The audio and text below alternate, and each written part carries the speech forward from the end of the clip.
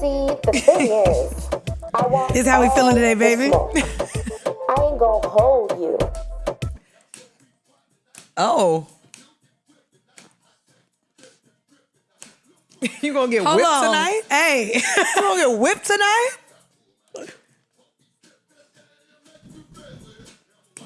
You gotta know the chorus when it comes, baby.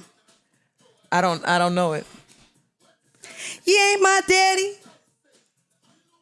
You know this? No. All right. Hold on. Shut up.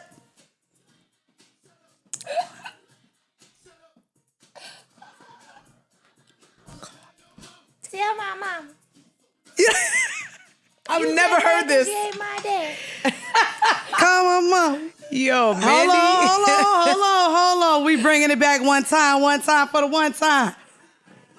Come on. This is how we doing it today, baby. There's a dance to this? Y'all gonna have to show me the dance to this, though. Oh.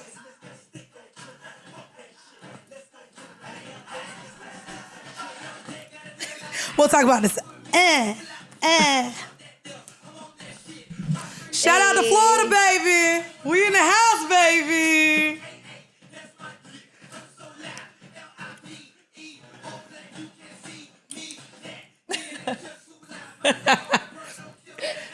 Shout out to Florida, man. 407 Chopper City 321 954 772 Oh 772 561 305 954 Hold on, we got one more for you, baby. Woo. Look, what? You ready for the last one? I'm ready for the last one. You ready for the last one? I'm ready for it to be the last one. Cause One more, baby. we gotta, yeah. Okay. You All know right. this one? In here tonight. Yes. Think old girl. Oh, this ain't the radio version. My bad. No, it's not the radio This didn't edit. play on y'all's radio. This the BET Uncut version. In here tonight. Yeah. Like I need a blunt. Yeah. I don't even smoke. Right. These old Fucking wood.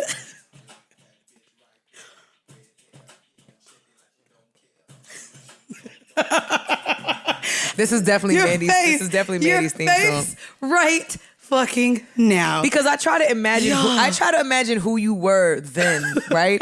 because of how free you are now. And I think to myself, imagine being free, fearless, reckless, and with just like in motherfucking Orange County, in motherfucking bitch. Florida. And I want to start off though. Hold on, we gotta start off. Outside of the music, hold on, we gotta start with a motherfucking. Here we go. Y'all, we got motherfucking a Florida representative in the motherfucking house. That's why Mandy Florida is native. Mariam. We got a Florida native in the motherfucking house. So shout out to all y'all motherfucking jits. What's up, all you pussy assholes? What's up, jitterbug? You know, you feel me though? We in here motherfucking repping for the 4-7 B. You know what I'm saying? So yeah, I'm sorry. We got And Muni you just Long, did something y'all. that was very Florida too. Wait, what'd I do? You said Orange County. In Florida, we don't say cities. We Oh say yeah, where we from county, by the county. bitch. That's Yeah. all you get is your county. So that's why like Duval, like that Right. Jacksonville. Well, do they really shout out? They don't shout out Broward really, but they shout out Dade. No, you just say like From the county I'm from Dade. Broward, I'm Yeah. from Dade, I'm from, or they say Miami-Dade, or they say like I say I'm from any River County. Polk County. Okay. No one really shout out Osceola or Seminole. I mean, I think really? if you from there, you just stay You there. You don't go anywhere else.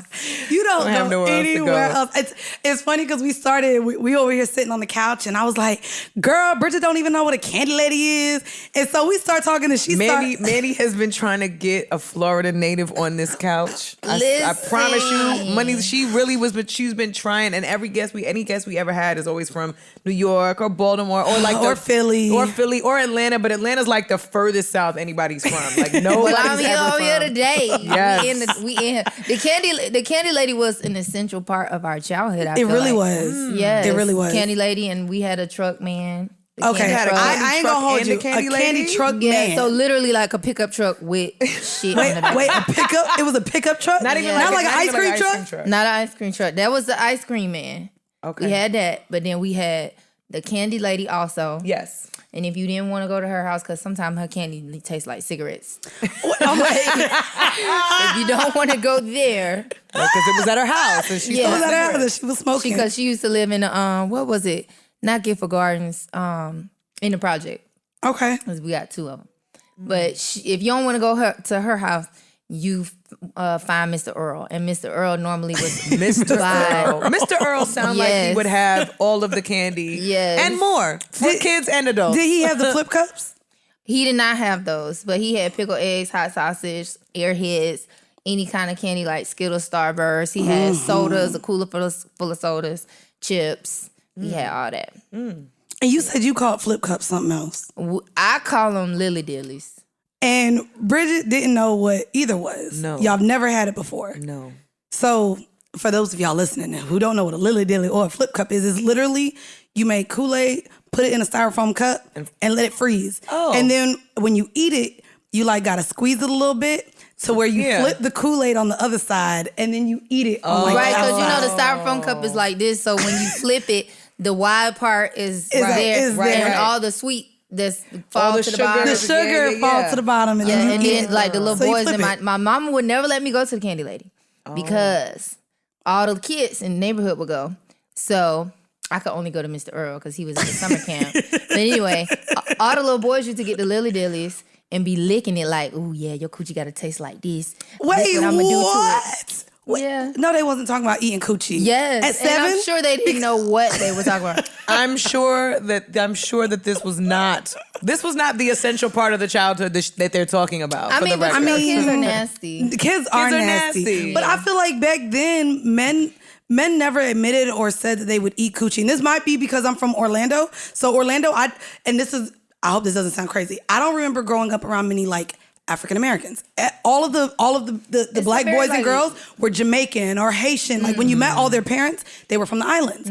And eating pussy was something that Jamaican like islanders were like, "Nah, man, I eat no coochie. Like, no, I'm not eating no fucking pussy."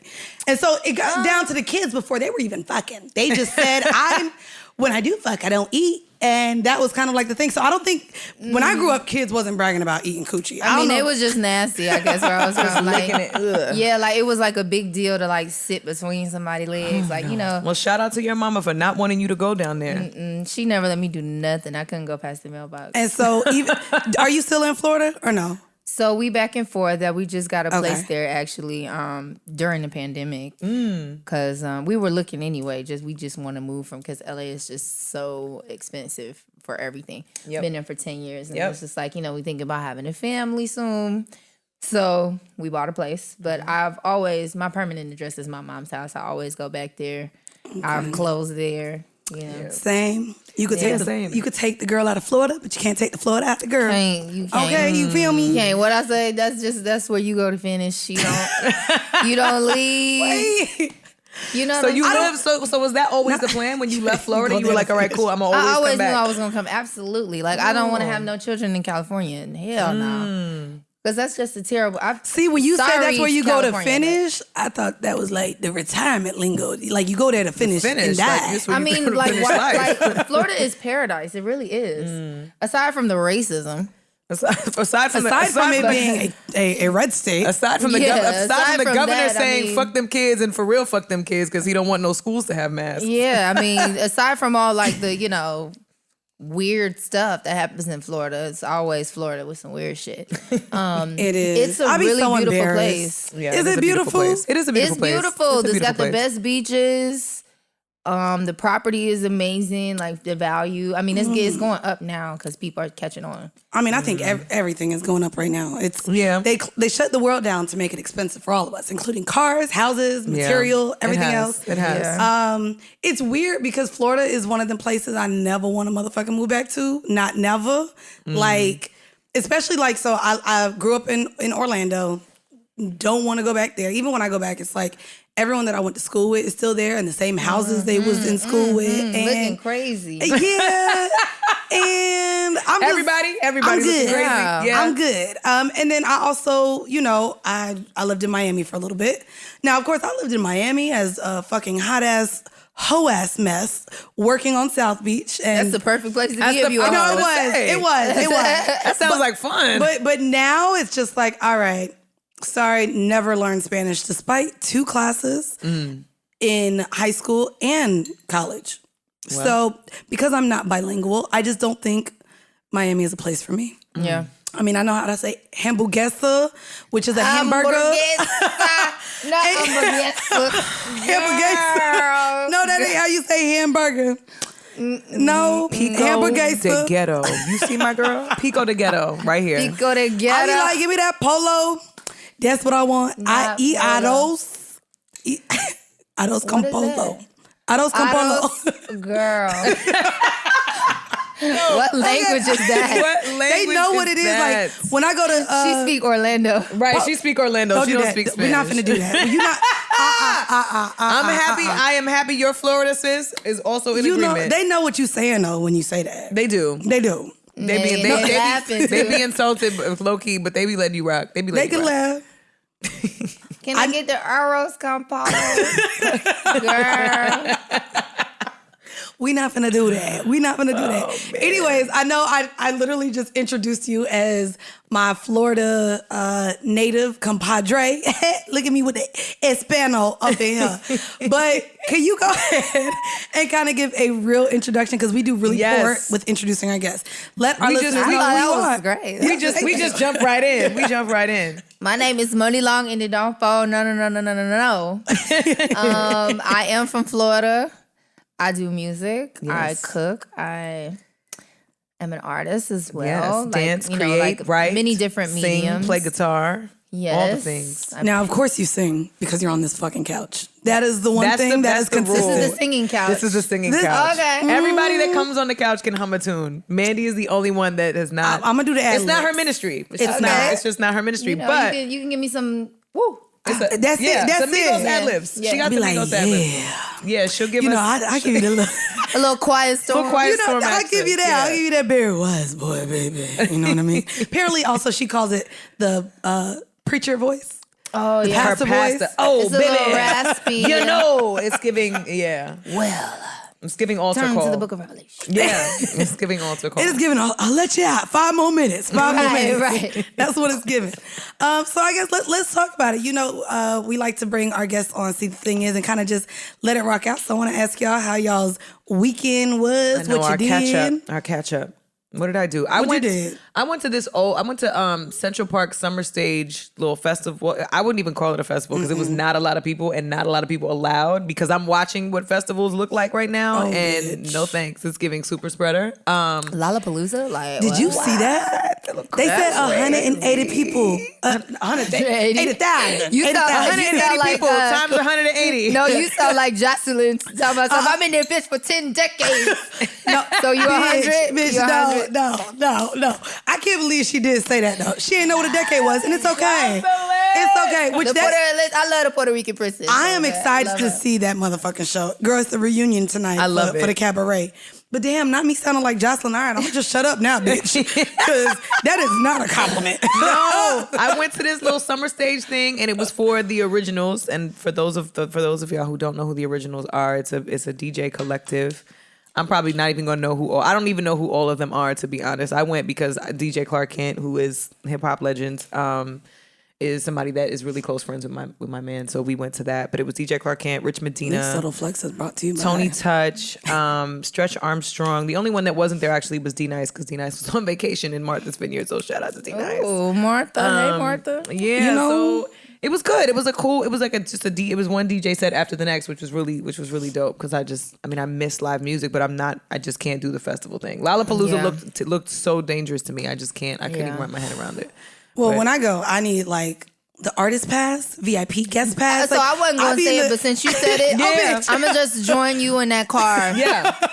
I don't want to go to nothing where people can touch me No. and step on my shoes and fuck up my hair. Same. And I don't Same. want to do No that. part. Same. Oh no, No that's me. parts. I will No not go parts. to a festival unless I hit up my agent. Shout out Justin. He would W and me. I'd be acting like I'm performing. I need my Right. tickets, and these are how many guests I need a media pass.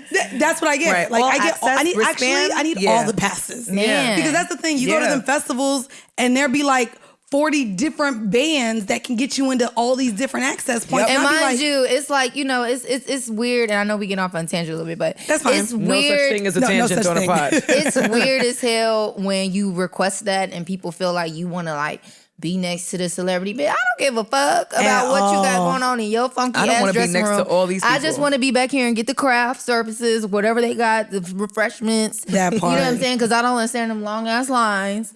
I'll Shout out pay to $40. Dreamville, bitch. I just don't want to stand. Nah, in the line, Dreamville you know? Fest had a whole open bar, bitch.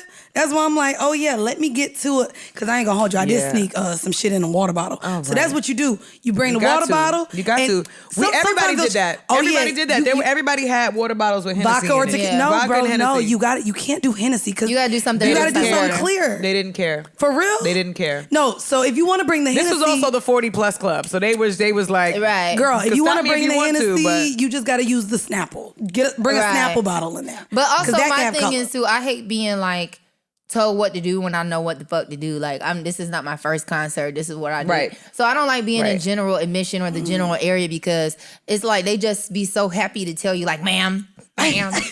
you can't go. I'm like, I see this fucking line. Shut up. Get off me. You know what I'm saying? So that's the other Yeah. reason because you don't want to be an asshole, but at the same time, it's like, damn, why you harassing me? I paid all this money, but I really didn't. But you know, Still, like they don't know. They don't know. I'm trying to enjoy myself with your fucking flashlight and your highlighter vest. Damn.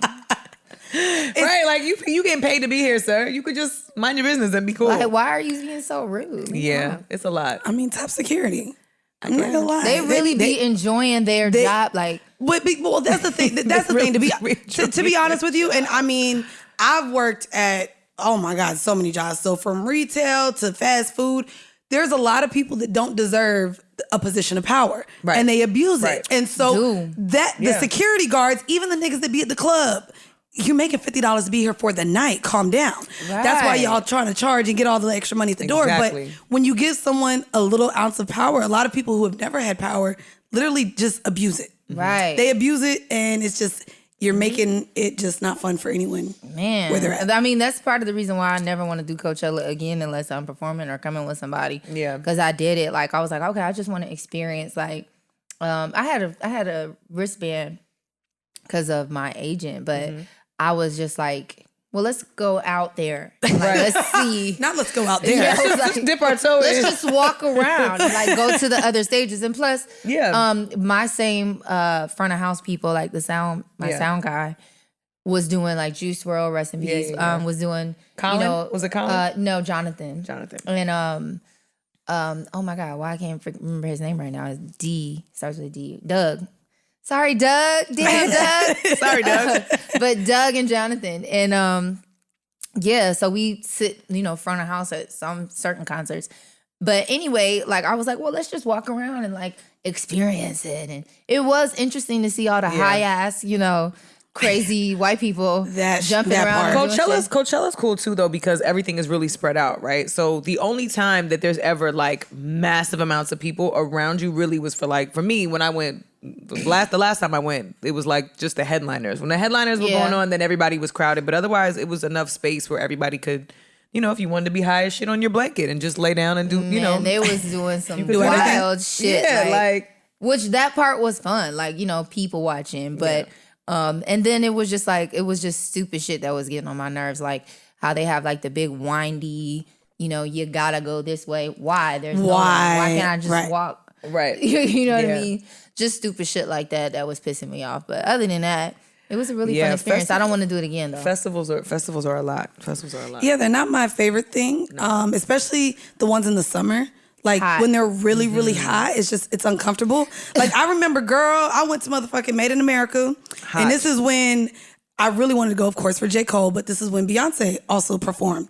Bitch, we said, we'll watch it from the title screen at home, went back to the hotel, me and my homegirl Jazz. Because by that time, it was so hot. And then unfortunately, too, Made in America literally only serves fucking Budweiser unless you're in certain areas. So shout out to Zeno, my homeboy who works with Big Sean. He was like bringing us drinks. I love Zeno. Shout out to Zeno. But he like set us up to where we were comfortable at Made in America, and still it was just like the heat. And that's like normally the last one of the summer. Like it's in September normally. It was just so uncomfortable. Yeah. So hot. I was like, this is not even fun. Like, it was so hot. So yeah, I'm not a fan of festivals, but I guess, did y'all want to start there with festival talk? I mean, we're we doing may as it. well. We're here already. And I just, to go ahead and get it out there, because it's literally everyone's goddamn motherfucking conversation of the week. Just before we got in here, DaBaby has now been removed from the third festival this week. He was removed from one in London earlier. He was removed from today, Governor's Ball here in New York. And then he was removed from, I don't remember the other one. Alex, we do not see the screen. Do we get the screen today? Let me see. There was another festival he was. There was another one though. that he was removed from. But basically, this all stems from, we talked about this last week, the comments that were made. And it's crazy because we have also talked about how Day in Vegas. Oh, and bitch, that was the last festival I went to. Day in Vegas is great. I'm going to that. Girl, Day in Vegas is great. If they don't cancel it. Yeah. Well, yeah, I know. Well, a lot of this stuff really, what it boils down to is, I don't think it was so much the initial statements even that brought him to this place. I think the doubling down. Thank you. That's what I really said. the Because doubling down what on the he on said the ignorance. was ignorant. Yeah, but and hateful. I can understand being in the moment. You high off the adrenaline. You say some stupid shit. Yeah. Immediately be like, you know what? I didn't mean to I offend was nobody. high. I was high. I fucked up. I fucked up. My bad. I apologize.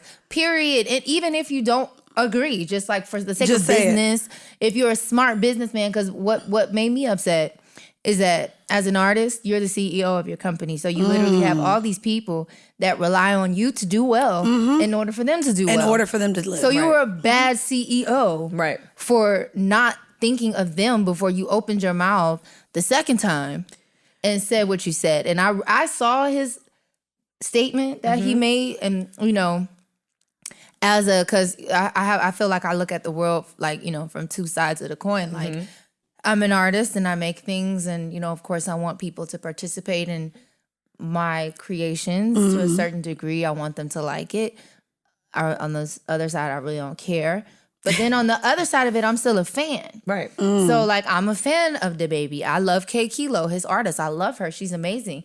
I was so disappointed in him for her. Right. For all of the other people that are attached to him. I'm like, dude, you really just let down your whole team. Right. Not thinking before you open your mouth. I mean, that's the thing But more oh, importantly than that, then also understanding what it means to be in the position that you're in, right? Like, even watching the statement that the statement that he made around even around his apology, and then saying he didn't even know who Questlove was. It was just like, it's very immature. And in my mind, it's just kind of like, it's very telling when you're at that level and you respond in that way, that you're not really ready for all of the responsibility that comes with being at that level. You know what I'm saying? You might think you are because you've done the work, you've paid your dues, and he has. I mean, if we think about the last 2-3 years or so, he's been out on the road consistently, making sure he stops at every you know what I mean? Signs everything, takes pictures, talks to everybody on stage, does all the small venues. A lot of artists, I noticed, even on the festival stages, and we talked about this last week too, was that a lot of these artists that are new, that are new to fame and new to notoriety, have never performed on stages at all that would prepare you and lead up to the festival stages where it's hundreds of thousands of people, Right. which is the equivalent of arena stages, right? I don't think that's the case for DaBaby. And I think no. But what I'm saying is, considering the level of gratitude that most of those artists have when they get to that space, he's not at that space anymore. He's totally bypassed any level of gratitude or feeling.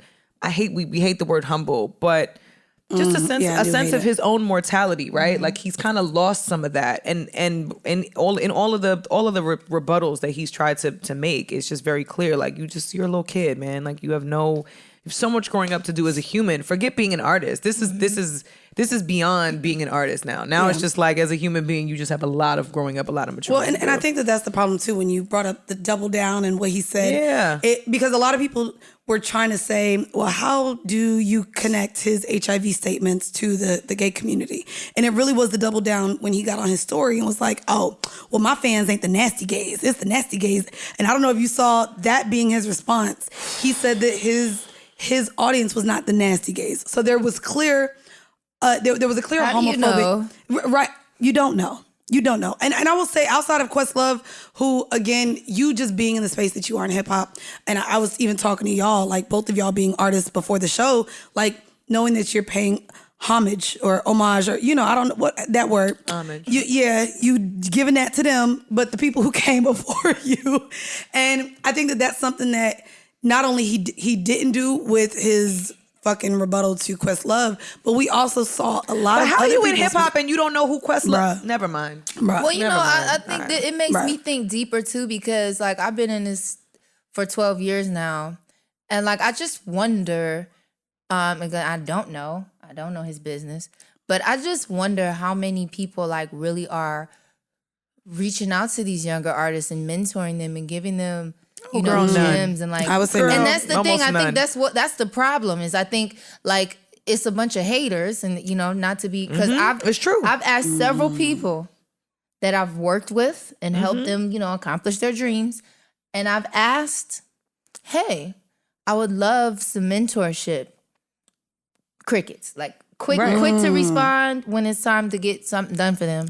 But when I'm like, literally, I would just love to sit in your presence and soak up your essence, and you just kind of like teach me things. And I have so many questions and so many things that nobody ever told me. Like everything that I learned, I had to glean just from being around you and listening to you talk. I'm soaking up everything. And I think that's the problem with a lot of these people, like the Coi Lerais, and you know, even Billie Eilish, and like some of these people. I mean, she has an excellent support system with her family. I don't know if you watched her documentary; it made me cry just to see how much support she has. Billie Eilish? Yeah. Okay. But from like the very that's beginning, the problem. I think is that there's no person. That's so funny because Questlove is actually sitting behind you, but you Sitting don't know right who you are. behind you on Jimmy Fallon. He played for you on Jimmy Fallon, but you don't know who he is. Damn, that's crazy. Right. But I think that's the problem. Is like, and you know, I'm also wondering like, are the youth asking questions?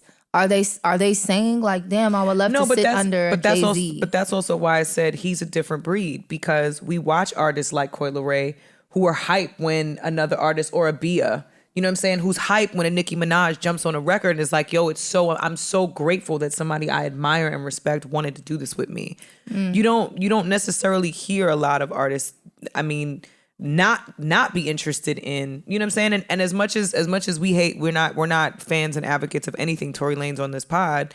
He said something on Twitter recently that popped up in my timeline. Somebody else had reposted about the fact that oftentimes a lot of the art that's created too is in acknowledgement and in honor of a lot of the past artists. And when they have an opportunity, the older artists have an opportunity to say something or acknowledge it, it goes completely You ignored. talking about the Cassidy thing? I did see that. It just goes ignored, or it goes like, okay, cool, well, you was just biting off of my shit. And it's like, What are y'all's thoughts on that?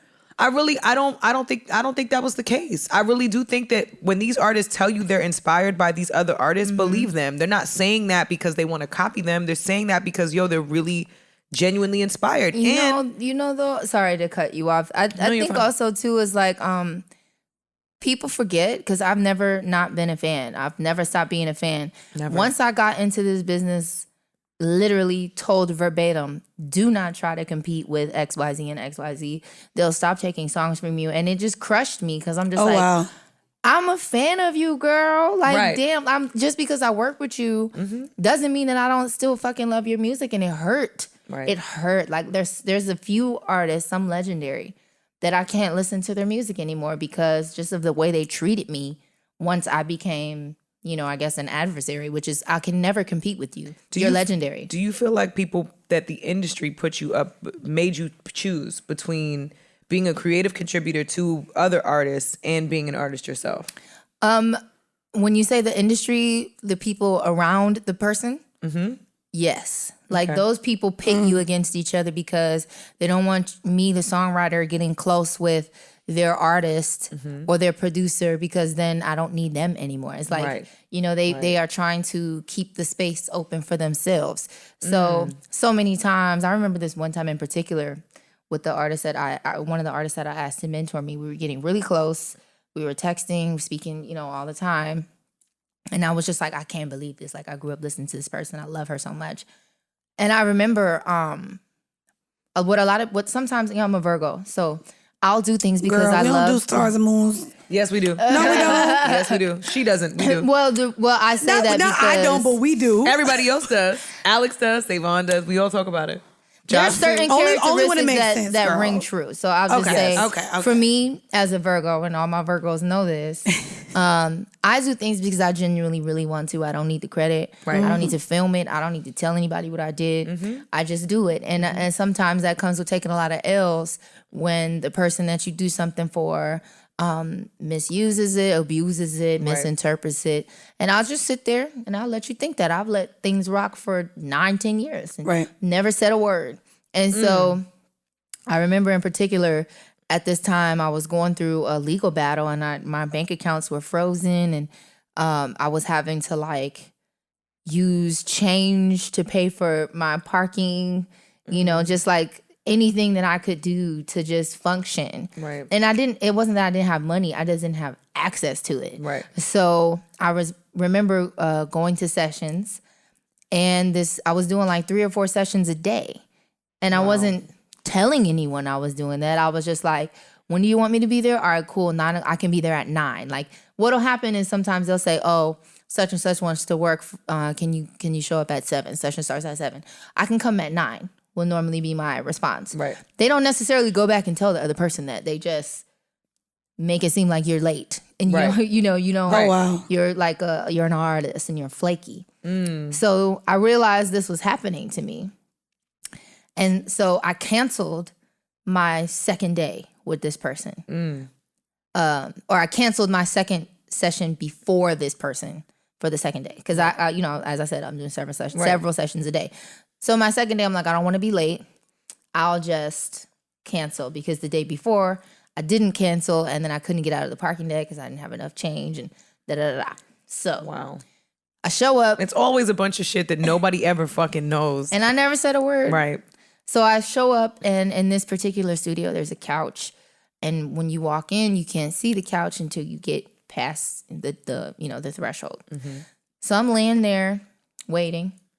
And as they're walking in, I hear the A&R like, oh yeah, she's always late. She's just like such a flake. And I don't even know if she'll come. We have somebody else on standby, da-da-da. And mind you, I had already been texting with the artist, like, I'm here, you know, da-da. And as they walk in, I kind of just like propped up on the couch. And I'm just like, looking. Oh, hey y'all. And she goes, oh, hey. Right. And I'm like, what's up? Hey. And I spoke to the artist and she kind of just like giggled, you know, and goes in the room. But I'm like, why would you do that? Why are you? Right. So now I see why. Oh, girl, it might just be a girl thing. Because on Encore, baby, that's all they do in every other scene is talk about each other. And then the other girls hear what's being said. Like, I mean, I always say that. Don't say nothing behind my back that you wouldn't say in motherfucking front of my face. Because I don't have any shame, honey. Whatever I say here, I'll say it to you. And if I'm wrong, without problem. Sorry. Oh well. Like I did want to take back even and combine what y'all two just said, even about this before we get off of it. In terms of I hear everyone talking about PR and a team and who's his team. And it does go back, and of course, y'all know I like to bring it down to, without talking about just celebrities and artistry, when you are someone who provides for people, no one, family, mama, daddy, cousin, brother, sister, no one normally checks you. Right. In fear of them no longer having access to you or your success or your money. And this happens a lot with athletes. This happens a lot with members of the family that may be doing extremely well that the rest of the family depend on. If they're doing things that in hindsight, you're like, somebody maybe need to check them about it. A lot of the times, no one is going to check them. Well, you know what I've realized just from living, like, you know, I've had like been having a lot of money since I was like 23, and I live in a lot of neighborhoods where I'm the only Black person or I'm the youngest person. And what I've realized is that other cultures, particularly, you know, white culture, they have They have a a lot culture? of mentors. They got one? You know what I'm saying? You know what I'm saying? The whites? Okay, go ahead. What? I'm sorry. Sorry, Bridget. Shout out to our mamas. Us Right, non-melanated okay, sis, we got people. white mamas. Come on. Yeah, we but can't be my- anti all the time. I can. My mama make oxtail. Okay, go ahead. Okay, girl, you know what? That's fine. My mama leads the Black Lives Matter group every Friday in See? protest. Period. So We're not I feel talking you. about them. We're not talking about them. It's everybody else. I don't know. Well, for you okay, punks. you know what I mean. The other less melanated folks, right? The pigmentless, the pigmentless population. But they have a lot of mentors, like in all aspects of life. So, like their Yes. uncle might be a millionaire, or Right. their best friend's dad might be, you know, Comes from own money. golf courses, you know, shit like that. So they have people, even like in Rich Dad Poor Dad, like you know, they have people that they can great go book, and ask. great book that was then a movie. Yes. Yes. Which is something that we don't have in our culture. A lot. Even to the point where the successful Black people that we have are sometimes so far out of reach. That's like, how do you, or even like, you know, It's not out of reach, and they're still operating from the crabs in a barrel mentality, which is very different. Because even, I mean, and I'll say this even because like my mother's family, Mandy's mother's family, nobody really has money. It's not They like ain't even anybody got has savings money. accounts, really. But it's like but they're it's- one hiccup or emergency away from being behind. Right. Yeah. And so, and that's a lot of America, by the way. Yeah, like it that's is. most people who we think are even doing well, quote unquote, barely have anything for a rainy day. You know what I'm saying? They alternator blow, bitch. Now they Not the they waiting for the rest of them. not the transmission. the muffler go off You on the know what I freeway. mean, bitch? And it's over. Goddamn, the Not AC the go timing out. belt. Now I just gotta roll that motherfucker down. Damn. Cause I ain't got the money to get the Freon that's supposed to be up in Not there. the Freon. But it's true. I think I this clearly have gone through all of this. Right. Right. I was like, damn, man. Girl, how many my, more alive. times? girl, my OT, How many my, cars? My O2 Hyundai Sonata, bitch. That Oh, thing, shit. my Batmobile had everything happen wrong with it, baby. And when Damn. that shit happened, I just was like, you gotta roll down the window if you're hot, bitch. I'm in Florida with fucking black leather seats and tinted windows and an all black car with no motherfucking AC. Oh, no. Bitch, that No. shit was crucial. You would get in and motherfucking burn. Crucial. I Bitch. haven't heard that in No, so long. crucial. That's a very Florida word. Crucial? Crucial. Yes. Have you heard you use that word? I use crucial. See, That shit crucial. was crucial. I mean, there motherfucking used to be a club exclusive. crucial in Orlando. I use crucial like an anchor woman, though. I use it in how do you use it? Oh my God. With the voice. An umbrella in this rainstorm is crucial. No, And it's like- no. In Florida, Now, it's crucial, like, it means damn, like- them frosted flake with crucial this morning. God damn. Well, see, and I'm using it different. Like crucial, I'm using it as like a word. Like that shit sucked. That shit Right. was awful. That shit was that's- terrible. that's Florida. That That's shit some Florida motherfucking shit. burned my thighs. Like you gotta sit down. Like You gotta blow your seat off before you sit on it. Oh, no. bitch, that Florida heat ain't no motherfucking show. It ain't. No, it's not. Okay, Well, go I ahead, mean, you carry know, on. anyway, My bad. just the last thing I wanted to say about DaBaby is like, I kind of agree with his comment here where he said, you know, to all the brands, keep your money next time because us niggas is human too. I do agree that we get vulturized a lot of times. Like, you know, Dua, I love her, but I didn't agree when he got on her song because I it's the same thing I felt about the Migos and Katy Perry. You immediately can see when someone is just using a person or a figure for their own benefit without having any desire to learn or dip into culturally who you're actually collaborating with. Right. I mean, but that has more to do with the label and A&Rs than it does. I don't think so. The I think artist, right? artists have a lot of say, and I think this is part of the thing that's falling away with social media. Sometimes, but I would agree that European artists don't necessarily have a firm grip on who's like they're only being told who's hot. So it's like if an A&R Well, came to Dua's them, different. I mean, I've worked with her, but she knows. okay, because I was gonna She say knows. I've Yes. definitely heard some European artists be like, oh, okay, well I have no idea who that is, and I'm like, Dua knows. okay, She's knows what's hip. up. She's in tune. But at the same time, is she really? Because like I don't agree with. I agree that you don't have to like agree. You know, you can call someone out and say like that was wrong. Like you know, like even with my best friends when they doing some bullshit, I'll be like, you wrong, girl. That's fucked up. Like, well, you know what I'm but saying? the problem is too is it feels like there's none of that happening behind the scenes because Right. publicly there's also no like this whole thread is like it's still not really taking accountability. So even if people are not, even if all these people are either chiming in support of DaBaby's him. not taking accountability. No, Exactly. But to me, it also makes me sad when I see somebody as influential as T.I., as legendary as T.I. chiming in on a shade room comments. No, bro. I mean, that's a whole other conversation about black men and the gay community. Well, yeah, it's a thing. But going back to your point about mentorship, like I know artists that have done stupid shit or said stupid shit like this, and OGs have gotten on the phone with them and been like, "Hey, that wasn't it, bro." Like, but ain't nobody getting on the phone no more. They getting on social media. Right. Even Questlove that's the problem. reposted That's the his problem. thing. Like, That's there the are no problem. calls. There's no. You know, I would love to see No a one's red reaching table out no talk more. with T.I., DaBaby, Lil Nas X.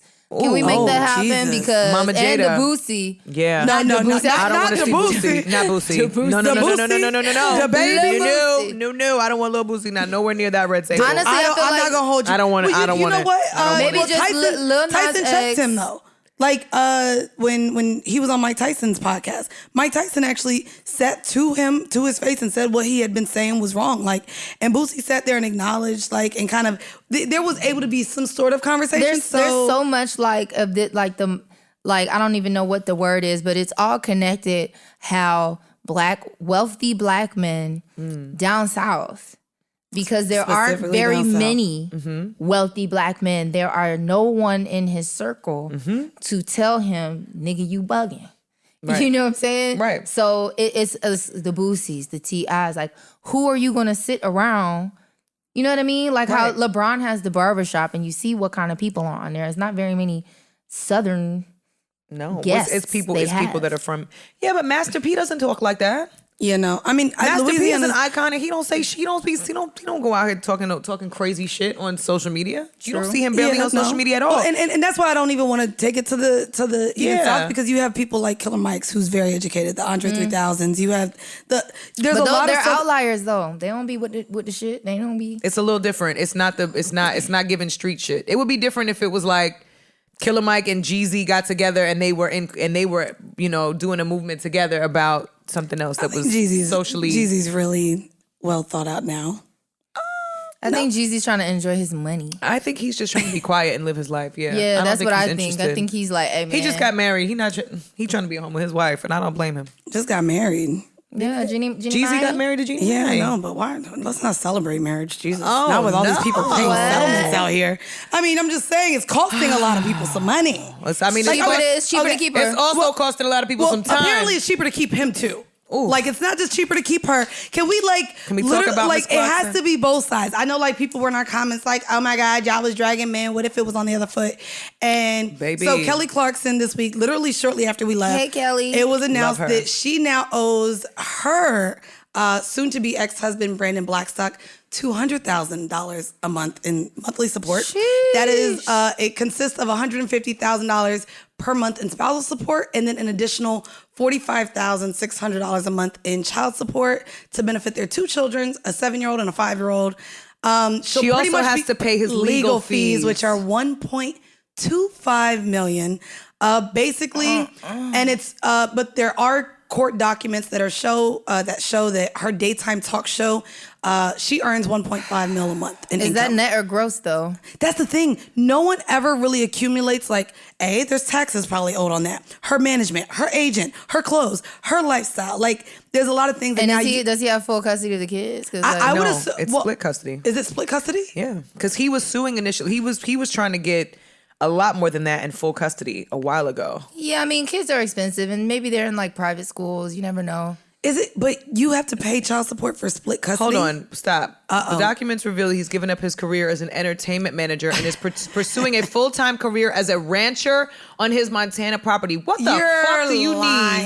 need? What do you need $200,000 for a month if you're gonna be a fucking Property rancher in tax? Montana? Actually, nope. I'm gonna tell you. In Montana? So I ain't gonna hold you, bruh. Cows are expensive. I was about to say, them motherfucking animals, bitch, if you ever watched Expensive as Shout Out 2 Chainz, one of the best shows on fucking TV. So he's gone to a lot Love of the that show. farm. Oh my God, it's an amazing show on Vice. But he literally went through on a lot of episodes. There was horses, there's cows. Like, farming Okay, first is of all, very we expensive. have a dog, a Presa Canario. It's a Spanish girl, what the hunting f- dog. I was about to say, what Spanish is bear that? hunting dog. They're very scary. We have Spanish bear. I'm sorry.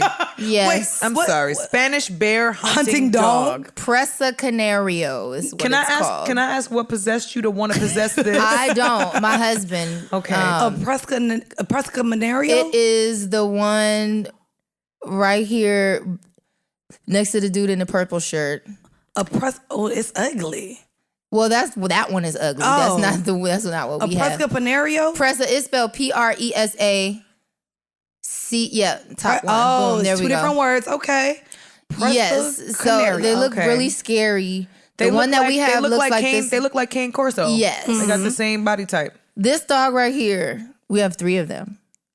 This And it's dog for right here. you have a farm? And we feed them raw food, which is like ground tendons and bones and eggs and like, it's healthy for them. It's like Right. them eating like vegetables for us, That reminds me of the TikTok where the woman is like making all this healthy food and it's for her dog, but the black guy that's watching it thinks it's like for her kids. Oh, yeah. And she's like, "Oh, honey, no, not chicken and beef together. What are you doing?" In the crock pot. In Yeah, the crock yeah, pot. yeah. In the crock pot. Yeah, so And then- that shit is really expensive. Yeah, I'm so sure. we are buying some cows so that we don't have to keep buying. And when I tell you, these dogs, just these 3 dogs, are so expensive to maintain. How much were they?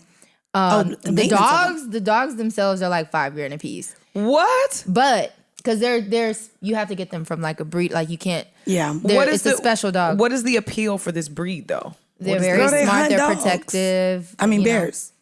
Why are we hunting bear? I'm just trying to get Well, to the. you want to keep the bears away? Is there They bears? can hear, like, they're very good to be protective dogs. Like, Okay. Guard dog. Okay. Yeah, but also to breed them. Because, Yeah, I was gonna say but you have do 3. it with you a have breeder. 3. So Well, and I know we were talking about before this. You grew up on a farm. Yes, I grew Was up it on a farm. expensive for you? No, I mean we were kind of poor, but I never knew that we were poor. We raised a lot of our own stuff though. Like we ate our own chicken eggs. We had peacocks. We sold those eggs. So I would like incubate the eggs and like watch them turn them over, do stuff like amazing. that. Did you get connected to the animals on the farm? I had a pet hog. Yes, his name was Powder. Come on, Powder. You ain't want to name it Babes? Well, I didn't name it. My grandma did. Okay. And Well, I used to feed him every day. I was the only one he didn't charge at. Oh, So I used Okay. to talk to him. You were really close to him? I was. my man I wants don't- a pig. My man wants a pet pig. In New York City. No. When he gets a house, he keeps Okay. Well, saying a pig is it's a little gonna be different than a time. hog. So Not a hog. A The hog hog is is- huge. What's the difference? One got horns or something, right? a pig is smaller than a hog. A hog is huge. So this Huge. was a wild hog too. So it was like humongous, Like 200 pounds. black with tusks. Yeah. What happened to him? I came home from school one day in 6th grade and I went to the cage and I was like, or his pen. I was like, Powder. He didn't come out of that little house. So I go in the house. I said, Granddaddy, what Powder? And he took me to the window. It was like a big long window in front of the house and he pointed to the corner of the yard and Powder was roasting on the spit. No! Yeah. Bro, did you And know I fell out. I was like, you ate your pet? So the first day I didn't. Not the first day. So the first day my mama came home. Savage. Wait. My mama came home. I said, Mama, Granddaddy done killed my pig. He done killed Powder. So she was like, well, what you want me to do about it? I said, y'all can't eat my pig. She made some pulled pork. Oh my God. I'm so And mad. Damn, Powder. I was crying like for hours. And she was like, well, don't eat then. And so I didn't eat.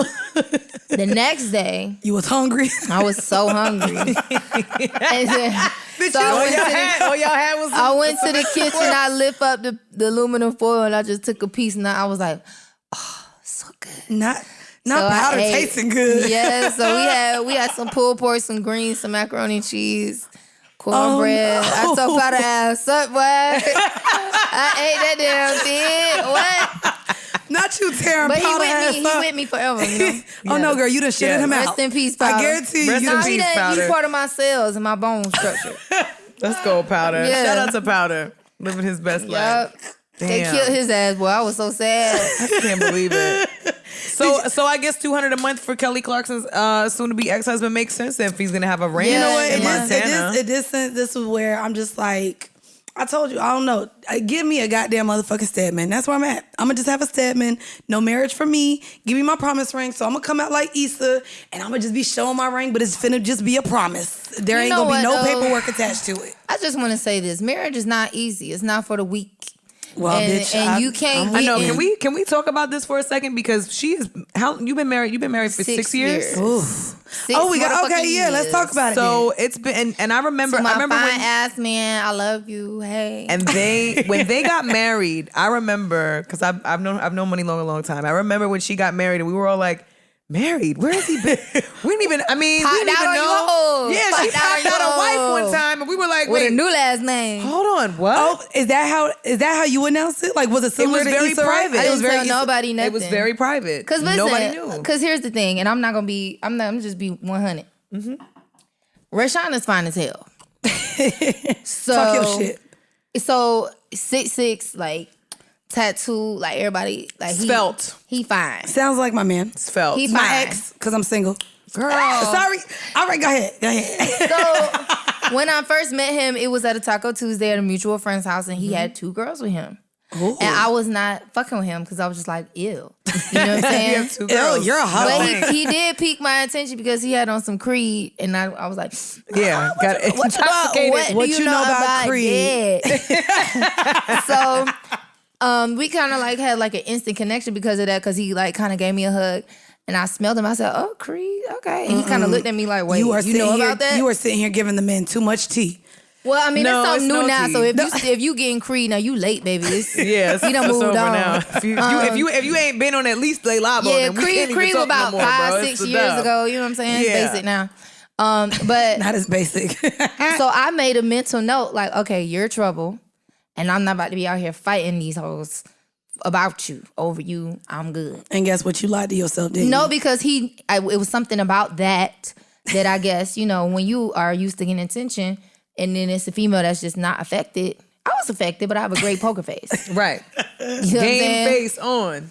So, long story short, we dated. It was about maybe like this is a great segue into Come on, the other segue. because I feel like we dated for like 3 months before we started or talked. We talked for like 3 months before we started talking, like dating for real. What is talking?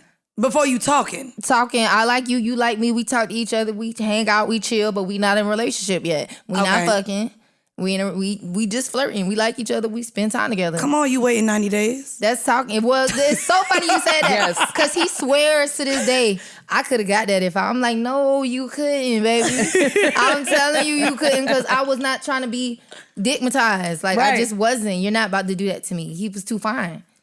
I'm like, I know if we fuck, it's over. Oh, and that's over with. That's real. You mine. That's real. You mine. There are Sneaky guys link, that you sneaky just link. you just know when a guy is trouble, and there's like so much of you that I don't even want my heart broke, bitch. I don't want I ain't it. finna even go in. I don't want it. dealing I with you. knew it the first week. I said, ooh, girl, you gonna fall in love with this nigga.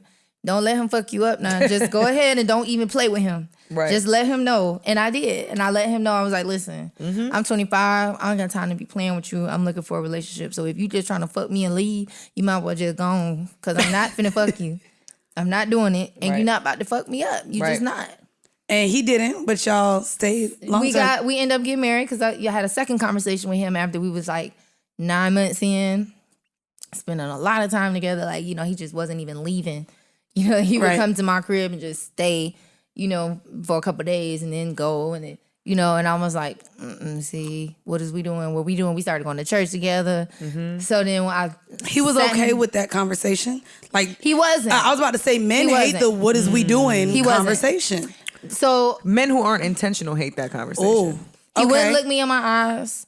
I was like, so look, I mean, I already told you what was up. I felt like I was about to die. Like, I felt like I was about to shit on myself. You were in love with him at this point too, probably. Yes, Yeah. I felt it. I was like, okay, if you just rip the Band-Aid off now, I'm a hurt, Right. but I ain't gonna die. Like, Right. I'll be all right. I'm gonna hate you for a little bit, but I'll get over it. We could probably still be friends.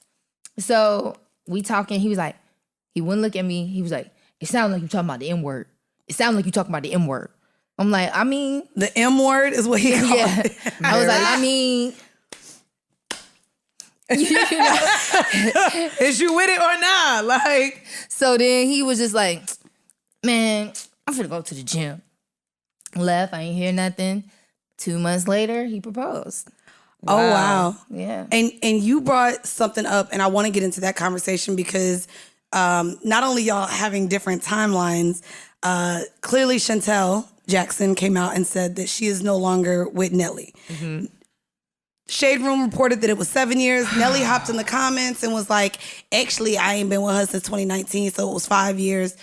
My question, though, for both of you is when does it become someone wasting your time? So that's what a lot of the comments have said is, damn, this is the second time Nelly done did this because we know essentially he wasted Ashanti's time. Oh, because he doesn't want to get married? And I don't know if it's that he doesn't want to get married. I'm not sure why he decides to just be with these women long-term with no long-term, I guess, commitment. Whether it be engagement, whether it be marriage, whether it be something that makes these women comfortable, Chantel and both Ashanti kind of had the same sentiments that they felt like they were just with someone that wasn't looking to be with them. I mean, longer. I don't know if y'all seen that clip of Creflo Dollar, but you got to ask people, like, what are your intentions with me? What you gonna do? That's How why you I said, plan on? What do you see us in 2 years? Men who are intentional do not want to waste your time. Which, I mean, this is the first time I'm in a relationship with somebody that's older than me and in the same headspace as me about what it is that we want from life and from our partnership, right? Because it's a no-brainer to me. If you're not interested in getting married, then we have nothing to talk about. If you're not interested in doing this in the next 2 to 3 years, we really have nothing to talk about. Like if you still trying to play the field, you still trying to see where, what you want, still trying to figure out what you don't, no problem, you're not for me. Yeah. It's very different. Men who move with intention tend to move a little bit faster. Because even people, like we've seen couples, I wouldn't use Hollywood as an example, but just in life, anybody that's gotten married, in my mind, relatively quickly, it's because they want to be married. Yeah. Nobody's just jumping into the shit, even if it's with the wrong person, as we've seen.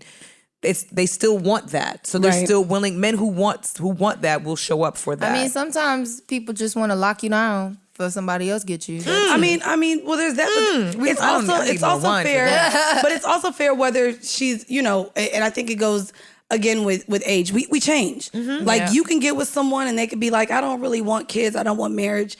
And literally, depending on the partner that you're with, that can change for you. Yeah, it can, but you should never make decisions based on that. You should never make decisions hoping that they'll change because now that is a bar. Because my sister is a woman that does not want children. She's made it very clear. Don't want them. Similar to you, where she's like, I'm making it very. Fuck them kids, like we said. Correct. And my sister has a pet rabbit. She's getting a dog later. She's about to have fish. She's like, I'm here for all the animals. I don't fuck with children. I'm not having no children. And that has changed the game. That's changed the trajectory of men that she's dated because a lot of men do the same thing that a lot of men with women who want children will do the same thing that a lot of women will do when a man says, I don't really want this kind of relationship. I'm not looking to build this kind of situation. And men are like, nah, you'll change your mind. And she's looking like, no, bro, I'm not changing my mind. That's what happened with Jenny and her first husband, right? Jeannie Miller. Yeah. Oh, that is what she didn't want to have kids, and he did. This is who I am. This is where I'm at. You have to believe people when they say that, even if sometimes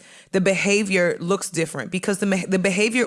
First of all, anybody whose behavior doesn't match what they're saying is a manipulator. Let's start there. Period. Whether it's conscious or unconscious, you're manipulative. If your words and actions don't match, you're manipulative off rip. So that's what you are. And if that's the situation, you have to have enough discernment and enough self-awareness to know which one you're going to take more seriously. Whether it's going to be what they say or what they do. To me, if you telling me you don't want a relationship and you doing all the relationship shit, that lets me know you don't really want to commit to the relationship. I mean, but you're willing to put me through the shit and you want all the perks of the relationship. You want the perks and the advantages of it. Just to women in general, when you about to date somebody who is really successful, has money, and successful in the sense of household name. Everybody knows who Nelly is, right? Yeah. Right. A lot of people know who Nelly is. Right.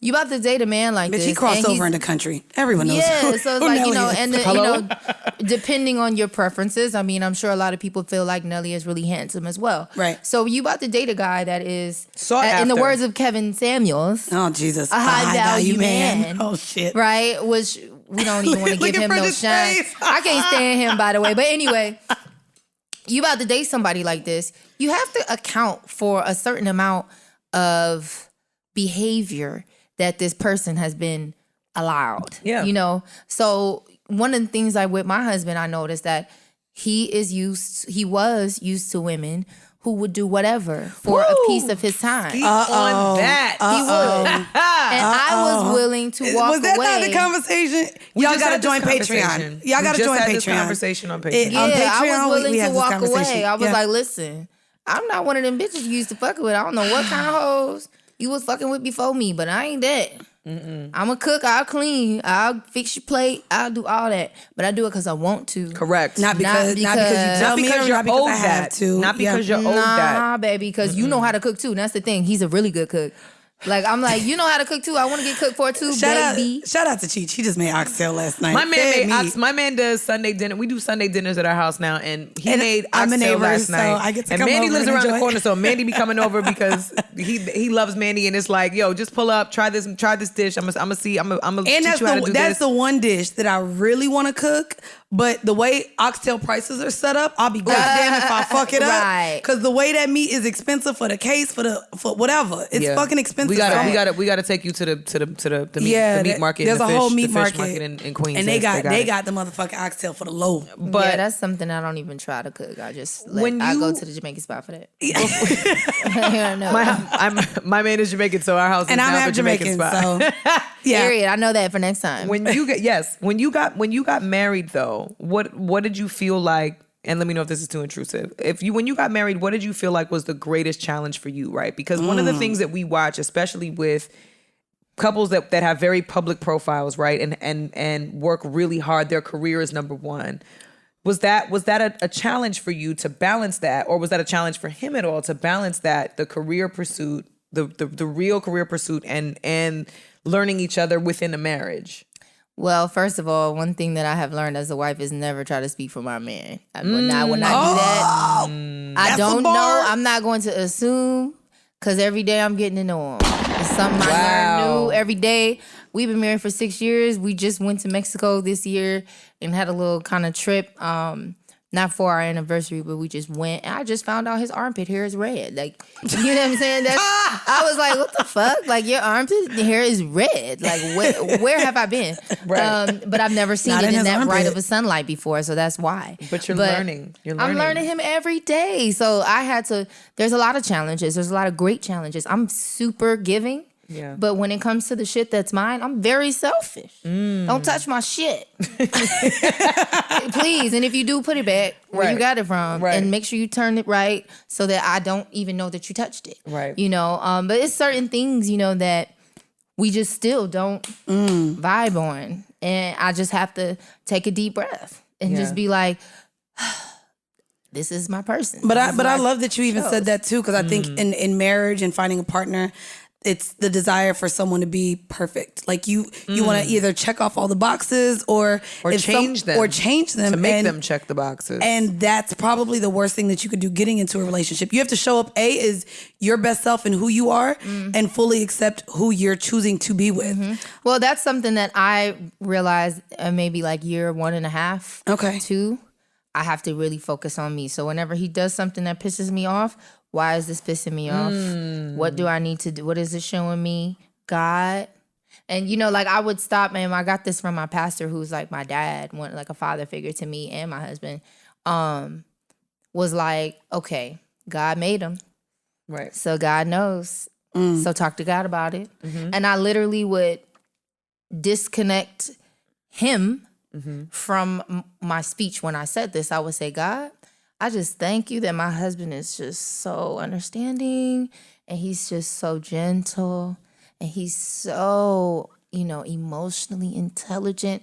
And I would just really mean it. Like everything I was saying, it wasn't attached to him, and so therefore it was pure. It wasn't like manipulative. It wasn't like I wish he was that, because, you know, that's manipulative. That's me trying to change him, because I had to be willing to accept the fact that maybe he might never be those things, and maybe he's not that person. You know sound what I mean? like what you're saying sounds like what I just spoke to with my therapist. There's something that she brought to me when you go to your therapist, you go to anyone and you want to like just vent about people. One of the things that she said the most, and I want to align this not only with friendship, with relationships, and with business. It's not your job to show up and tell somebody about themselves. It's not your job to show up and tell somebody who you want them to be. Which is very when hard. they tell you exactly who they are. And it's only your job to either accept it or walk away. Yeah. Right. And that's it. But it's never our job as people to show up and tell somebody how they need to change to fit into your world. Right. We are all in this space together. And at the end of the day, it's not up to you to also take on the burden of changing someone and to mold them into who they need to be to fit into to your existence. You either accept it or you don't. But that's where you as a person can only show up as your full self and say how you're going to show up. Yeah, I think And what that's I it. try to do, just not even just in my marriage, but just in any situation where, if you want to be successful, if you want to go far in life, you're going to have to deal with people. Have to.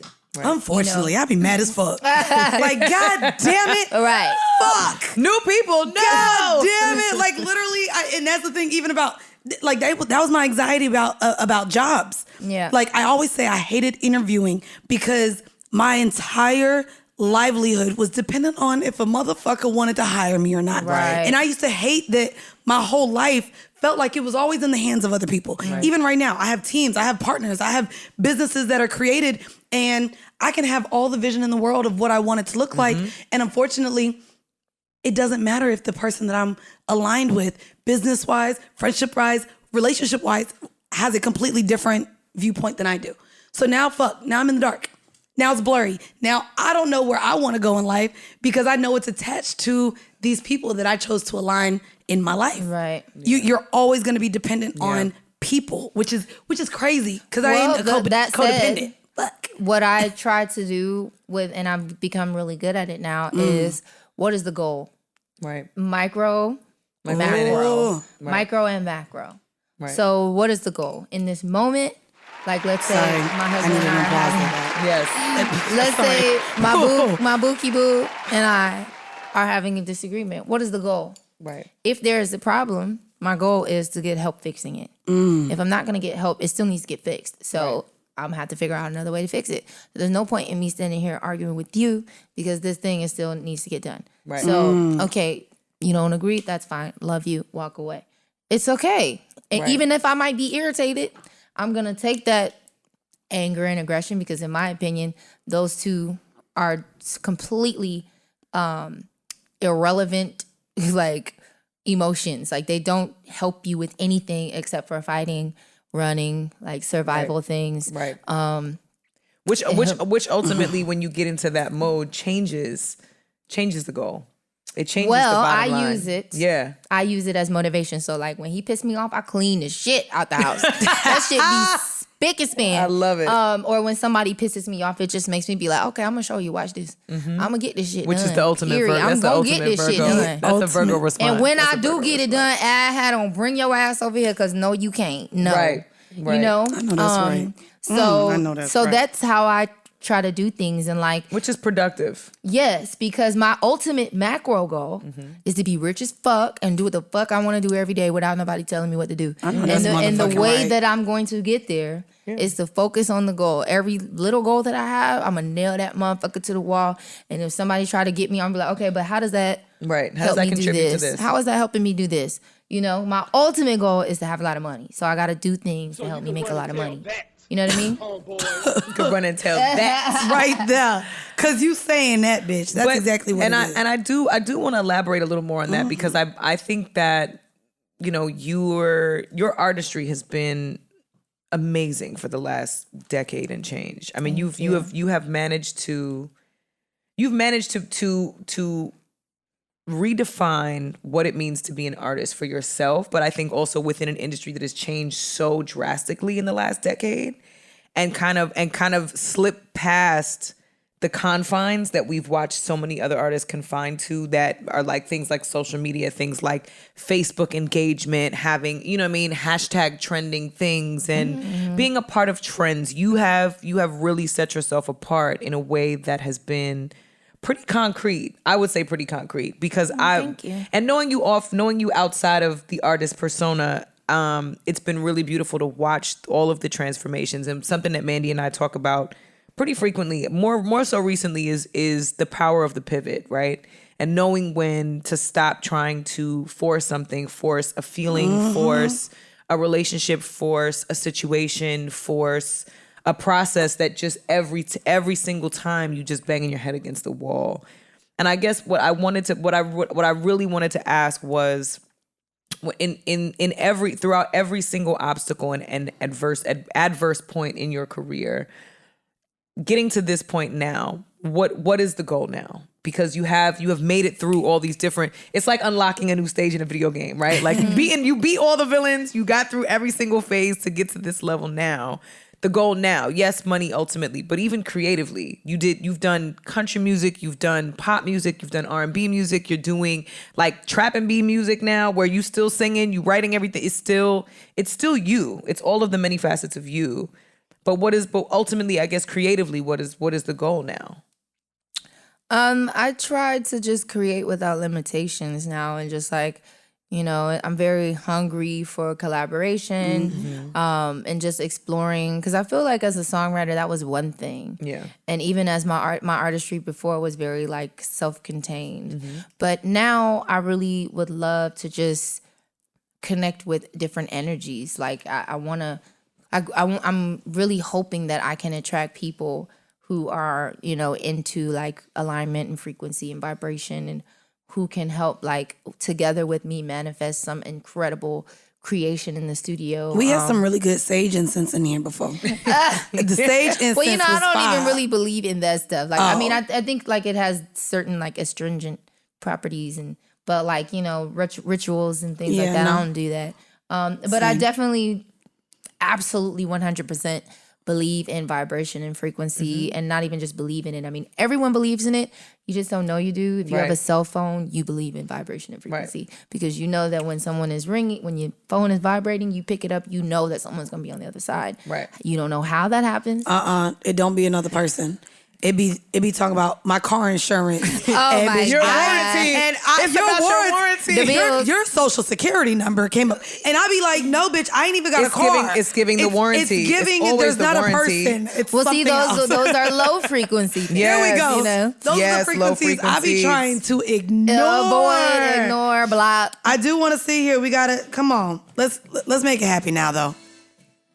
You okay Happy. with this? You okay with this Happy. taking A. Marie's place and our happy go lucky guys?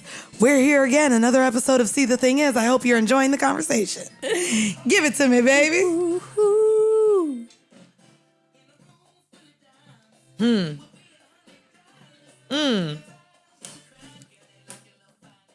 So this part of the episode, normally we do A. Marie's one thing, but this one kind of just. I wish I could. What's crazy is it doesn't even sound like this is gonna be as big as one thing. Sorry. Damn. I'm not a. And this was BET's best group. Don't do that. I am, because they gave Don't them do an that. award for and they have one song. Well, this is their second, sis. I mean, that motherfucker was a song though. It was it was a the song. song. It was the song, bitch. Yeah, Do y'all like this? Look, y'all looking at the video now. I think it's a cute video. I love the video. But I You also know, I love them also- together. I do too. I think the energy is fantastic. I think the chemistry is great. The musical vibrations. Vibrations and frequencies are all in tune. They're all in sync. Ooh, but what was going on with those baby hairs? I ain't gonna hold you. I like the baby hairs, girl. You know that's the thing now. It's They the was big baby teenage. hairs. Those were teenage. Those were toddler baby hairs. Taller hairs. But that's a new thing. I didn't told you. I have saw. toddler- I didn't have toddler hairs like that. Maybe No, that's the thing now. Like even Bit Lotto, she do the like big old teenage hairs. It's like a thing. You don't like the teenage hair look? I think it's an Atlanta thing. I think it has to do with the unit. I think there's a lot of fake baby hair situations going on. Yeah, some of these So baby a hairs lot of be them- like. Oh, it's to cover I think the the lace. borderline is like you Yeah. pushing it after like 24 months. Yeah. Wait, what you mean you pushing it to 24 months? What you Because mean? the baby hairs literally are like baby. Like some of these hairs be 4 and 5 years old. And some Not 4 and 5 years. And I know people that cut baby hairs. Like some of us just have like I have hair at the front of my face that just doesn't grow beyond a certain point. But I know girls that cut their hair short enough to make them baby hair. I mean that's a look now. I mean, I think we've gone through a lot of fucking hair phases. I don't know about y'all. Like I'm now, and we was talking about this before we got on air too. The 27 pieces. Girl. So, and y'all, for the fellas listening, y'all may not know, but back in the day, I was so scared to cut off my hair because ladies, and you know what? This is awful to say, but of course, I dated men that was like, I need some hair to pull. I like long hair. I like your hair. Don't touch your hair. Da, da, da. Which by the way, is not true. I know more men that love short hair. There's like a primal connection to that because back is that like, what it is? Full hips and long hair meant that you were fertile. Oh, wait, is that a thing? Wow. Way back in the days. I'm talking about like, stick club and stone wheel days. Okay, well, like girl, the Flintstones. Listen, I've been pro-choice all my life, so being fertile didn't mean shit to this hair. But that's where that comes from. Okay. Well, I always was like, okay, let me keep my hair, but I always wanted to just wonder what I would look like with a short one. So I used to rock the hell out of a 27 piece. And for y'all that don't know what a 27 piece is, it's called a 27 piece because it's 27 pieces of hair like little this tracks, long. almost kind of like how girls wear the like 25 millimeter lashes. It's literally that. Yep. It's literally the 25 milliliter lashes, but that you glue onto a wig cap. And you just glue it around and it makes your hair like short. And then whoever puts all the 27 pieces of weave on, they can cut it like a shortcut. Yep. And so I used to be like, and it look good. I mean, depending on who do it. Depending on who do it, yeah. Because it could look real fake or it could look real. It depends. And then she done brought up something that I didn't even realize the girls was doing in Florida. Yes, they used to take the Skittles pack or the Reese's pack. Or like the Kool-Aid pack and glue it in the 27 piece. Yes, for like bike week and stuff like that. Daytona bike Classic. week. Oh yeah, Daytona bike week or Classic weekend. Wow. Well, I wouldn't know about that because my mama never let me go. You never were able to go to Classic Weekend? I went to Classic as an adult and it wasn't the same, obviously. Okay, so Classic Weekend in Florida is kind of like... it's FAMU and BCC. FAMU, BCC, their football game. So it's the home... Okay. It's not even homecoming. It's just when they go against each other. That's the Florida Classic and the main event is the bands. The Battle of the Bands. I love but like that. the whole weekend... Everyone like comes and brings out their cars. They don't. They little matching outfits. Their shoes throwback match their jersey dress. Love it. I feel like that was just back because it was back then. Back in the day, yeah. I don't know if they do the jersey dresses during Classic Weekend anymore. No. But Classic Weekend, girl, I was 18. Ass cheeks hanging out. In Florida, you could go to the clubs 18 and up. It's also hot as shit. So Bitch, that was the only time in my life I paid $100 to get into motherfucking club. I paid $100 to get into Club Roxy. And I think at that time it was maybe like fucking, I want to say it was like Boosie, Gorilla Zoe, all them niggas that was like hosting the club that night. Wow. And I really, in my high school years, because I was a senior in high school, paid $100 to get into the club with my friends. But it was cool because I had 2 jobs. So, that was not, okay, I knew it was coming. I had a whole budget for Classic Weekend. It was that thing. See, I feel like I've been robbed in my childhood. I was not allowed to do any of that. I mean, I'm in Orlando already. True, so, that's true. So it was like, bitch, it's coming to my city. Choice, right. And then Jones was actually my rival. I graduated from Evans High School. So that was always like the thing anyways. Like I went to one of the all black high schools. And so literally I was either supposed to go I did have a free full ride to FAM as well. FAM, Florida. I got into FAM. My mom won't let me go. I got a full ride to FAM and Florida and didn't take it. She said girls who go to FAM is hoes and you're not being a hoe. No. Yeah.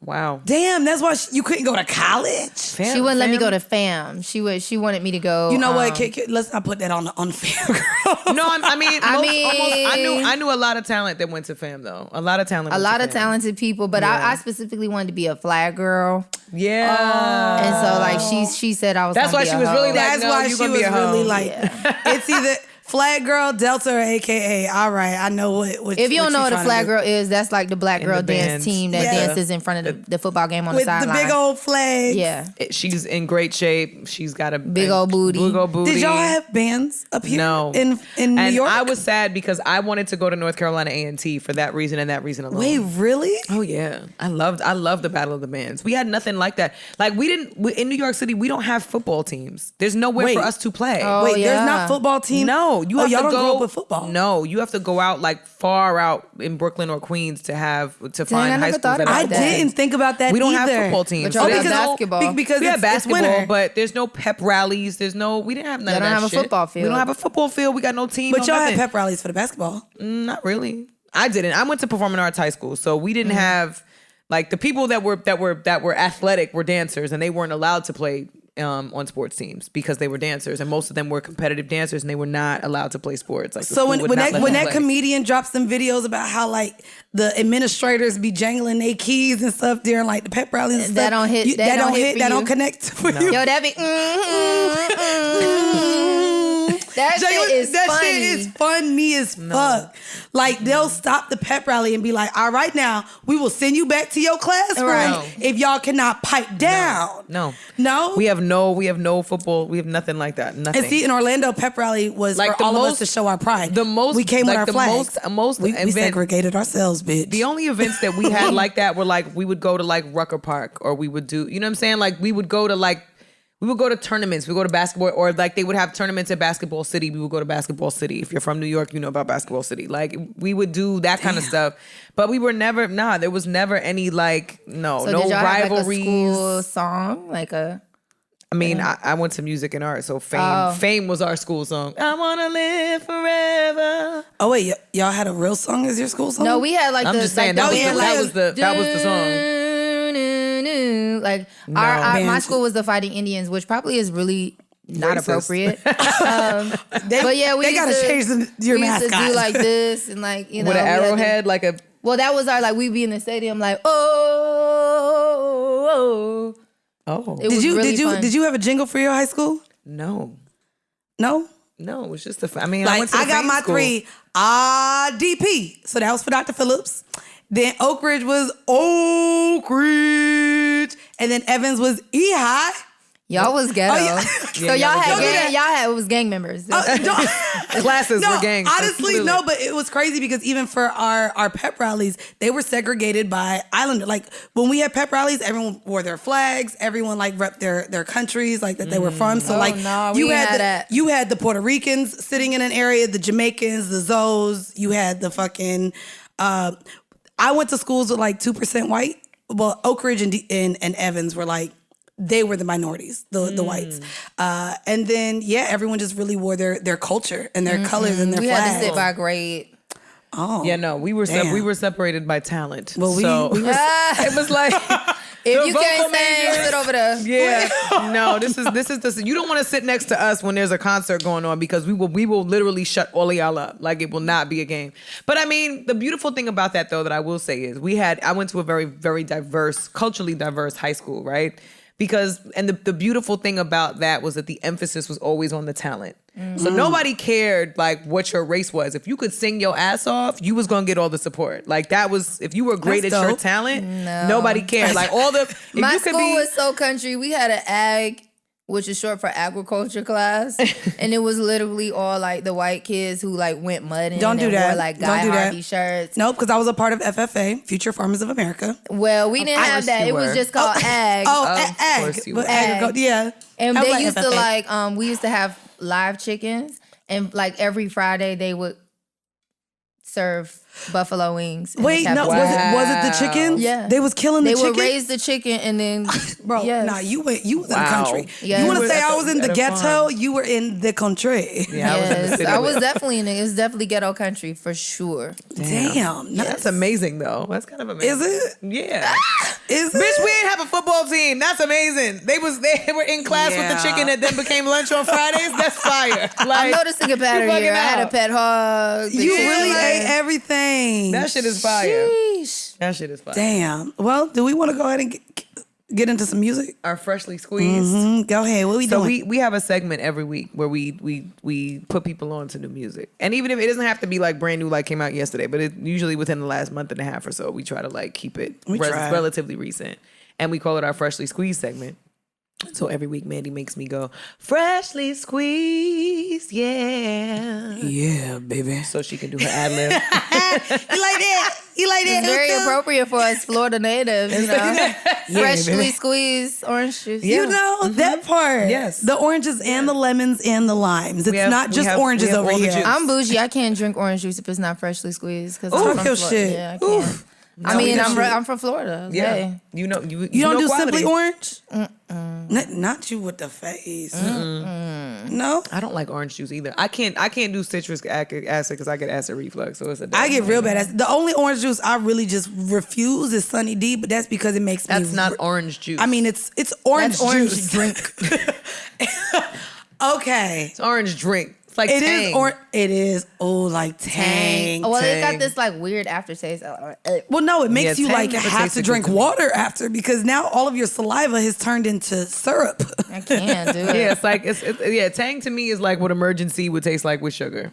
Like that's what I think about it now. Which is gross. It's gross. Yeah, that's really bad. So we are not only going to bring up some new music. How I wanted to start Freshly Squeezed is really to talk about your EP. Nobody knows. Can we do that? Yes. We can do that. Nobody knows is the name of Muni So Long's talk EP, to us a by little the way. bit. Again, we haven't even gotten into it. When y'all Google Muni Long and really see her discography, she has probably written for some of your faves. She is the fave of the faves. But you recently just dropped an EP. So talk to us about. I love how we're spelling my name. Money. Yes. It's giving M-U-N-I, but- M-U-N-I. It's giving. But I like, love it. Look, there you go. Come on, Scream Man. There we go. So you just released this EP. Tell us a little bit about it. This EP is called Nobody Knows. It's my second EP that I released this year. Well, actually, I released another one last year in November. So this is my second one within a year. I have so much music and so many songs because I'm a writer by trade. That's what I used to do for other people. But these are the songs that sort of, I'm opening up. Like, as I was talking about before we started the podcast, for those of you who don't know what code switching is, it's like, this how I really talk when I'm around my family and friends, period, motherfucking period. And on the bitch. couch with us. You know what the fuck In going, real what the life. fuck going on. Yes. That's how I talk. But when I show up for work, it's very much like, hey, how you guys doing today? Like, what are you feeling? Like, how do you want to write? What do you want to talk about? Is anything going in your life that you really want to, It's this certain level of professionalism. But also because most of the people that I was writing for are white pop artists, right. And so they were always kind of like, I found myself always having to defend my vernacular, Right. explain my culture. And so I stopped speaking a certain way. Right. Because I just got tired of that. Like, Right. I'm just like, damn, this ain't no motherfucking history lesson. Like, yeah, you want to know? Google it. Google, bitch. Right. Well, everyone knows about Florida. So all you have to really do is walk in a room and say, hey, guys, my excuse, I'm from Florida. All right, now, next. Well, maybe now, because, like, the headlines is always somebody done fucked the alligator or something stupid. Not fuck to the alligator. Listen, let me tell you something. Tiger King was giving Tiger King and Carol Baskin with those fucking And cats. that was regular to me when I saw that. I was watching like, yo, this is some wild ass shit. And then when Mandy and when we talked about it briefly, you said you watch the whole thing? You never What? Tiger King. Yeah, I finished You it. did watch the whole thing. We were That's laughing regular, about- though. That's Florida. It's a normal thing for people in It is. Florida It's to want just to some have trailer park shit. want to have gators and want to have I tigers think, and I don't want to know, have. and I have so many fucking podcasts. I don't know where the fuck I talked about it at, but like we got a whole fucking gator land. I know. in Yeah. Florida, and you just go and You go look at there, fucking like, I feel like gators. if you live in Florida, you go there for a field trip. You at just least go once. there for a field trip, and then I ain't gonna hold you. When my mama used to go to like just bars and stuff, she would bring back some like gator. I have a picture in my fried phone gator. right now when I went to Gatorland. See? That's- With like, I have like a tiny gator and a snake around my neck. yeah, that's kind of what you do. And then like when you get older and go to bars, you eat the gator. Oh, listen. Damn, Yeah. back to you. Yeah. Damn, we really just be eating everything, huh? I had gator in Louisiana. I didn't have gator in Florida for the first time. Gator is But good. That It's shit good. tastes like It's chicken. fluffy. It's delicious. Tastes like It's chicken. like a mix between like Yeah. lobster and chicken. It's very good. Oh, lobster and chicken. That is very fucking accurate, bitch. Lobster and chicken. I never know. Like frog legs, that's a fishy chicken. But frog legs is good too. If you I eat don't it, really fuck with the frog. I don't like but frog I had legs, it, but I don't good. really like Them it. things good. I can't get over the shape. they literally look like Yeah, frog the legs. shape looks crazy to That's me. fine. Ain't nobody have a fucking pet frog. Like, what is the problem with just eating something that look like a frog leg? Like, I like That's fair. octopus and it looked like a tentacle. I mean, I have to close my eyes. We and eat octopus calamari too. and that shit look like little jellyfish. I gotta close my eyes. I don't and like eat it. calamari like that. No? But not really. Only from certain places. Oh. But I said all that to say, Back to the EP. what I ended up calling Nobody Knows, the EP Nobody Knows, is because this is a lot of the thoughts and like the way I talk and certain stuff that I would, number one, never get to say Right. If writing for another artist, because if we're being honest, like a lot of them are kind of scared. Those artists that would hire someone else to interpret their thoughts are pretty scary. And, they want to stay within a certain, and when I say scary, again, having to explain my culture, that doesn't mean you're afraid. That just means you don't want to rub nobody the wrong way. If you scary, that just means like, damn, you scary. Like, live a little. Well, you care in that context too. You care more about what everybody else is going to think about how you feel versus really just trying to be honest about how you feel. And those artists that would just say whatever the fuck are the ones that normally write for themselves, like the Kanye's and So these songs are the things that nobody knows about me. Like I really like sex. You know what I'm saying? I'm married though, so it's like it's a little. You different. love sex with your husband. You can still love I sex just and be really a like wife. But I didn't say I love having sex, which I do with my husband. Wait. There's a difference? Yes. What's the difference? Because I just love sex. I think that I think all of the activities surrounding it. I think I just like to watch it. Like it's very interesting to me. I just you like I'm watching? very sexual. You like watching money? I do. I have a place for you, friend. Mandy has a list of places. I think Actually, a whole list there's of lots places. of different things. It's not even sexual for me. Right. There's lots of different things about it that I think are interesting, like how people just kind of are vulnerable or not, or just like, observing how people are in that situation. So I talk a lot about sex on this EP. You do? I'm very sexual. I talk about just sort of like on Just Beginning, there's like a taboo situation where I kill my nigga and his side chick and a baby. Which one is that? Just Beginning. The last Damn! one. I gotta get into now the words of that one. It's kind of like a trapped in the closet type of feel. We gonna get a part 2? They dead. Ain't nothing else to talk about. Oh shit! Ain't nothing else to talk about. They gone. Bye. Oh shit! And this is where your mind. Yeah. went. So like, if you fast forward to the very end of the video, you'll see them dead on the floor back there. Right there. That's good.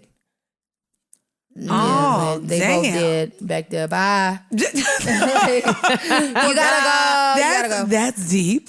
That's deep. That's dark. I want to actually play one of my favorite records from the song and then kind of get into it. Yes. Again, y'all know we have went through the difference between an album and EP and all that. This is a 7-song EP. I can't say album. Yes. But it's a 7-song EP, and I want to play Sneaky Link. Okay. Because it's one of my favorite ones. So I'm going to let it ride out. Y'all just listen to the words right now if you can. This is Sneaky Link on Nobody Knows. It's my shit, girl. I ran this one back. Same. Ooh, ooh, ooh.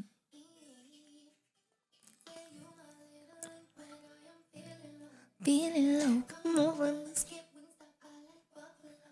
Or Parmesan garlic.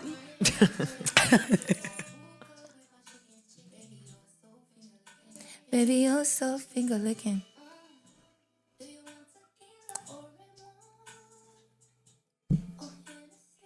It's whatever you like. Baby, you're such a bugging vibe.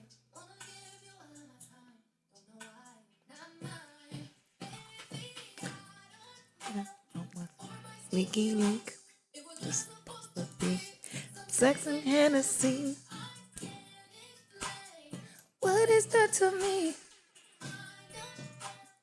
For my sneaky link. Haven't we all? We've all done that. You've never done that? No. No. Oh my God. You've never done it either? Not really falling, no. I've been dickmatized, but not like. I don't think I've really. ever had a sneaky link. I think I might have been somebody else's. You were someone's Sneaky sneaky link. link. But Okay. I've never had a sneaky link. No? It was because I feel like it needs to be mutually agreed upon. Right. Otherwise, you're hiding me.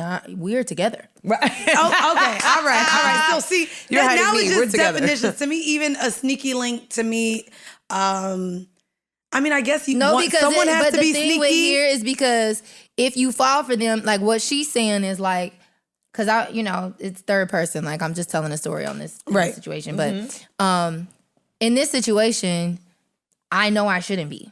Right. I know I shouldn't be. Like, because I say in the beginning, you just my link when I'm lonely. Right. Well, see, You know and that's how I took it, because I think even if you're single, you could have someone that you literally just hit because you need to fill a void. Right. And a lot of Right. us do that, especially when we're single. And unfortunately, and I've said this oftentimes than not, a lot of us when we're lonely, we just want someone to fill that void where we necessarily may not even want anything when we first start seeing them. Right. And now, because I call you over when I'm lonely, the dick might be good. So now I'm a little dickmatized. Right. And now if you're someone who genuinely doesn't treat me bad, it's literally, unfortunately, the bare minimum that a man can really do to show up to get you falling for them, unfortunately. Yeah. Like, as long as you don't treat me bad, and you drop some dick off, and maybe we can order some Chinese food from time to time, goddamn, now you're feeding me, you're fucking me, and I kind of also like your company. Right. Now I'm falling for you. The Yeah. problem with that is,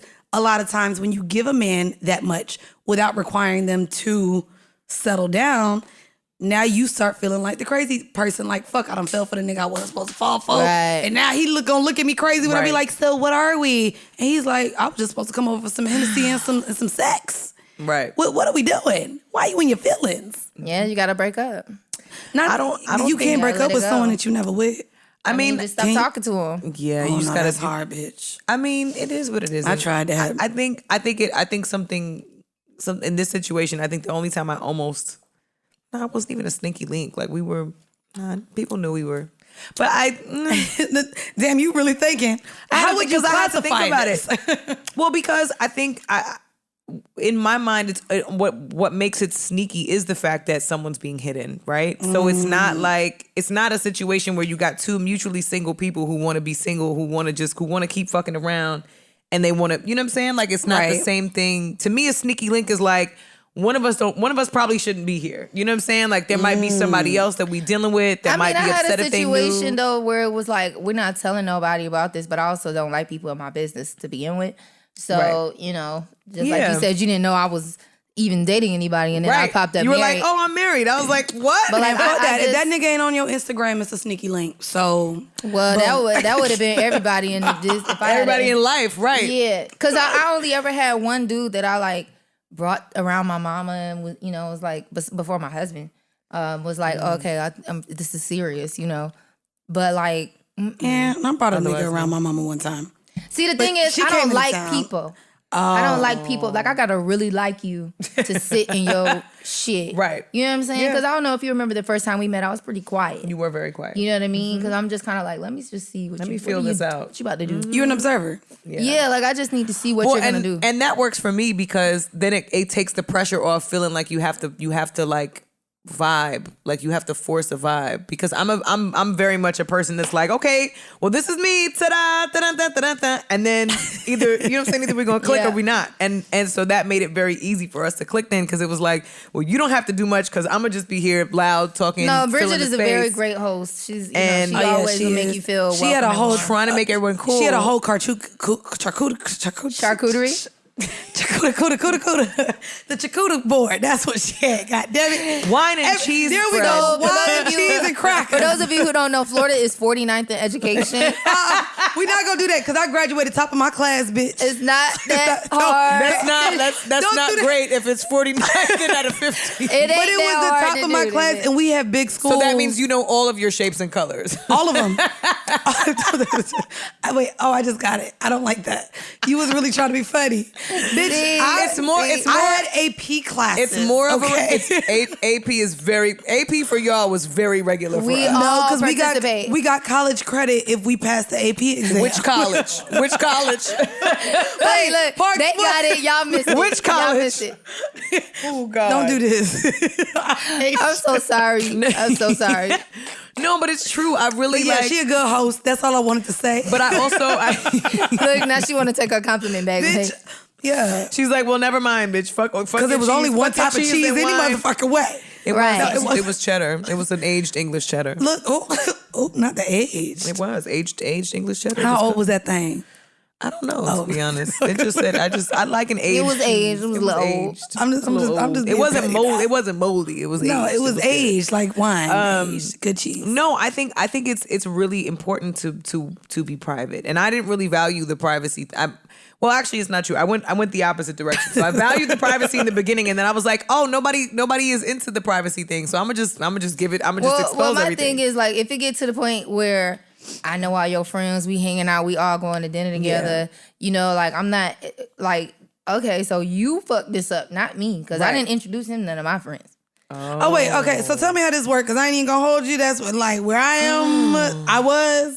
Am not presently in the past. In the future, they don't get to know where I'm at. But at one point in time, because my thing is, if we're coming over just to fuck, we doing that, and it's late at night. It's a certain hour. I already know what's up. So now the introduction of the friends means what? Well, obviously we more than just fucking. Because why am I over here hanging out with you all day? Right. Okay. Why am I meting your friends if I'm they not fucking? They just So now we graduated to friends who fuck. Right. And now if we get to a point where like we should be able to have conversations about like, yo, what the fuck is we doing? Like, you know what I'm saying? Like if we cuddling and watching movies, like that's a different level of relationship. Can I ask you a real basic question? Mm-hmm. Like this is gonna be real basic, but this is like for the girls. When is it? Do you feel like there's a time in which you could start asking someone for something, whether it be money, a bill, them to do something like an act of service? Like if you're just fucking with someone at that very point, should you be able to ask them to do something for you? Or do you feel like you shouldn't be able to ask a man to do anything unless they're your partner? Well, I think some people you could have a deep relationship with without fucking. Like that's somebody. That's an intimacy question. That's not. That's not having sex. Like there's a difference between being intimate and having intimacy. Right. So there's a level of trust that's there. It's like, okay, you care about me, the person. Not just my coochie. Right. Right. Okay. So just because you fucking me don't mean you owe me nothing. Like I can't stand these girls talking about, oh, we was together, you need to pay my bills. Girl, if you don't get your ass up and get a job, shut your ass up. I mean, at least you could suck dick and get some money. If you was sucking dick. No, 100%. You know what I mean? 100%. I mean, I know that sounds really like there's no shame in the work, by the way. No, there's not. There's no shame. There's no shame. Like we don't shame sex workers. I think at all. I think as women, because one of the the things too about like a lot of people ask me about getting married and so on and so forth. I was a wife before I got married. Oh wait, how? I was keeping my home. I was cooking already. I was cleaning already. So it was a and now standard you that just you set. came in, Right? And you were a benefactor. Is that the right word? Yes, Yeah. it is. You were the benefactor of those things. Right. You didn't change, and there were certain things I did not do, like laundry. I Bitch, still I don't. hate laundry. I I fold. He always washes. do I laundry. fold. We have a deal. I just dropped off 62 pounds of laundry. He don't fold shit. No. My man don't fold shit. I don't He like- won't fold a motherfucking thing. I'll do all the laundry in the house, but I'm cool with that because I love the laundry and I don't like to cook. She offered to come over my house. I offered to do her laundry. I was like, yeah, but I'm with you on that. My Because house if cleaner you- at the house right now doing But the laundry. that's the key factor. A lot of people want to get wifed, but you're not a wife. Are you You're married? not a wife. You're a mouth to feed. You're a liability. You're Oof. a fucking another child. Like What makes you a wife as a woman? What when you're a partner, you're a partner to you. You are the things that he does not do, you do. Right. Do those things ever change? Yes, it depends on who. Like it is a case by case basis. right? But you have to first of all work on yourself. Right. And you will align with a person who is, in alignment with you. And then you guys decide together how you're going to coexist. That was probably one of the toughest things because I like to be alone. I like my space. I don't mind being in my room all fucking day by myself. I'll just be like, babe, can you bring me something to drink? And I'm cool with him being in the living room. You know what I'm saying? Yeah. And when I'm ready for some company, bet. Or FaceTime. Like, what you doing? Like, you know what I'm saying? Right. But I think some people just expect like you to just come and coexist with me in my life. Right. And I don't change anything. And that's not it. You're partners. Right. So like you both need to eat. Who's gonna provide that? Right. You both you live under the same roof. You both have bills to pay. Is it gonna be me? Is it gonna be you? Are we gonna do it together? Like, you know what I mean? Are you gonna do the phone and I'll do the cable? It's not necessarily about I think is stupid about like the gender roles And the like splitting who bills makes and all more those money. I just think like, look, I'm not good at paying bills. That's not me. It's gonna get cut off every month. if it's up to me, we ain't gonna have no phone. You're not gonna remember to pay even it, when they right. text me. And I'll be like, oh damn, I gotta do that. It doesn't get done. Well, I ain't gonna hold you. That was my hang up and why everything's on auto pay now, because that would Right. be me. It wouldn't get paid until it was about to get cut off. Same. But now I'm looking at an $800 bill I'm instead like, of a $200. okay, And I'm fine, just take it, fine. But the anxiety of having to come up off of so much at one time, I was like, oh no, y'all just gonna get this on time, because then you get the late fees, and it's like, fuck, Yeah. a bitch could have saved $35 if I just would have So paid that's it when I where needed having to. a partner comes in. Yeah, okay. But also, and I'll You say get this to last acknowledge thing, that. and I feel like, this is a whole other conversation. A lot of people might be mad, but I've been married for 6 years and we're okay. There are some ups and downs, but that's just with any relationship that's gonna happen. A lot of people, men, you want a mama, and girls, you want a daddy. Ooh. And so if you want to be married to a man of equal or greater value, you need to be a wife who is contributing. Correct. And the same thing when it comes, for example, with Kelly Clarkson or some of these other, Wendy Williams we mentioned, Mary J. Blige. A lot of times when you are the breadwinner as a woman, you need someone who's going to help you run your household and run your life. And that adds value. So maybe he might not be working a job, but he take care of them badass kids and feeding them and put them to bed and make sure they get their home. That's a fucking job. So I think a lot of times it's just peanut gallery. Like giving opinions on things, and if you've never been married or you've never been in a committed relationship with a child or another life involved or actual responsibilities, Right. Shut up. Like, you don't know what you're talking about. Shush. I ain't gonna hold you. Bitch, read us, because we be in here talking about parenting and marriage, and a bitch ain't got no kids. I mean, I swallow them. No marriage, but I got some rings at the house. What? I'm just saying. What? I be wiping them things off and flushing them down the toilet, bitch. But I ain't really got them to where I gotta raise them. What? I'm sorry. This is what... What? I'm just trying to make it okay for us to talk about parenting. She's honest. She's Money, honest. just know you. I mean, you listen. You done seen. I'm not shit, and I accept it. See, I wholeheartedly. still am not because I'm like really gross. I don't feel comfortable to talk about some things because y'all just might be really shocked. No, we don't. No, there's I don't get nothing- shocked. I'm telling. I don't get shocked. I No, sit on this. literally. She is my neighbor and now one of my closest friends. I'm with this girl. We talk every morning. We talk every We morning. talk every night. Like this is my girl We for real. literally For real. talk all So there's day. nothing you're gonna say that's gonna shock I believe in anybody. like perception, and I think people's perception of me will definitely shift if I share some of the things that. That's all right. You can take it to the grave then. That's okay. You Yeah, married. there's You been some- your money- covenant. Your covenant is with your husband, and not that's I'm where it gonna stays. sit here and die on the hill and speak for all the women like yourself and those who don't want to be perceived anyway because they're gross as fuck. I am here for you. Thank you. I really appreciate that. Okay, I really do. I got you, baby. I got you. This is a judge-free zone. It's super judge-free zone. I guess. Do you have any new music that you want to play? Let me pass you the aux. Alina Perez dropped a record that was pretty good. We played the Silk Sonic joint. Yeah, The Silk ain't Sonic none of joint us was a really. little- you know what though? I feel bad because Leave the Door Open was such a smash. It was so good. And to follow up with that, I think they got probably something was else really up their hard. sleeves, though. I do too, and they're constantly working. Shout out to D-Mile. We shout D-Mile out I every love chance him. we get. I want to work with him so But bad. he's, But he don't got time for me. It's he don't okay. got no time, Nah, sis. she be Because I shouting- definitely every week text she him. like D. I mean, he texted don't him win a last Grammy month. and an Oscar. Shit. I texted him last He month. I deserve said, it. I'm just trying to get on the books before the price keep going up. You know what I'm saying? It's up. It's You up win and an it's stuck. Oscar, I the said, price is up. Nah, we got It's up Oscars and and it's Grammys now. It's like it's giving. Ugh. Period. I used to have a pet. pet Oscar. You had a It's pet actually a Oscar? fish. Iguana? Oh. I had an iguana too, but Oscars are fish. Oh yeah, I had an Oscar too. And they be big. and they eat every other fish. You can only have an Damn. Oscar in the tank by itself. Yep. And then don't they turn colors when they get mad? You can only Damn. have it in there with the algae eater. That's the one that with the suck mouth. That just, yep. Sorry, go ahead.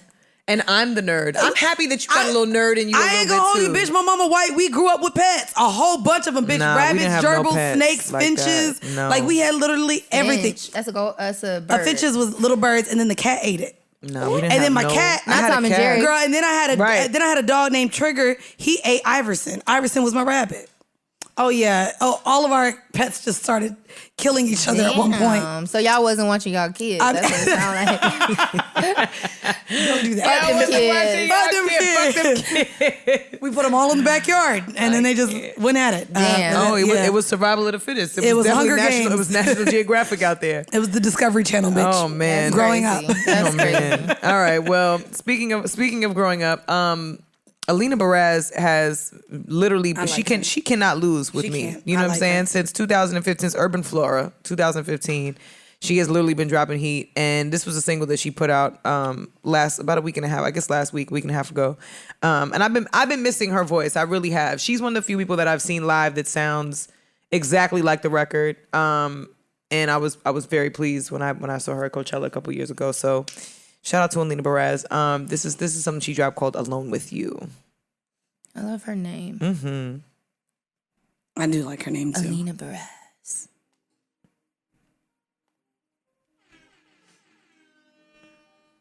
We doing all R&B today, baby. Yeah, it's an R&B type of day.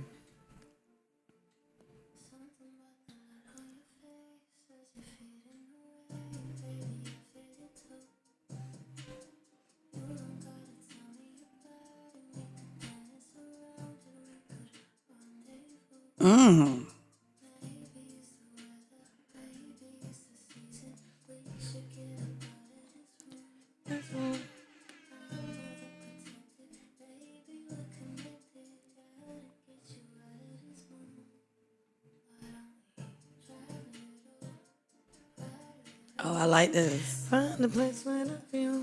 My balcony got a view. Smoke a little, float a little. Do shrooms. There we go. Why don't we? What's that called? What's what called? Is this an instrument or voice? That's This her is voice. her voice. Okay. It's a vamp. We can call Okay, it a vamp. There we go. Thanks.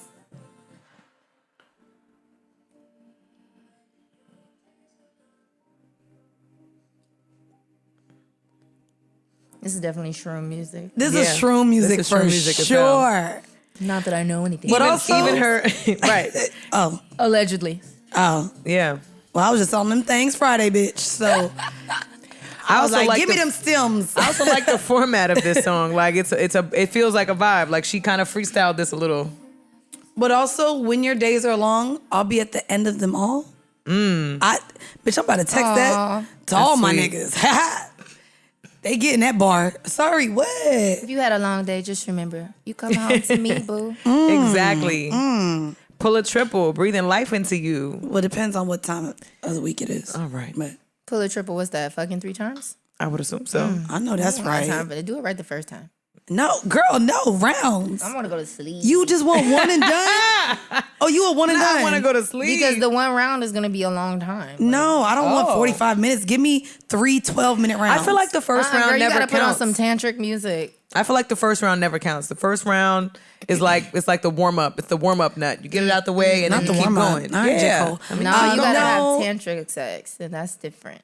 tantric sex is very I different. mean, but it's also, I've tried that, but I have no patience. I get impatient.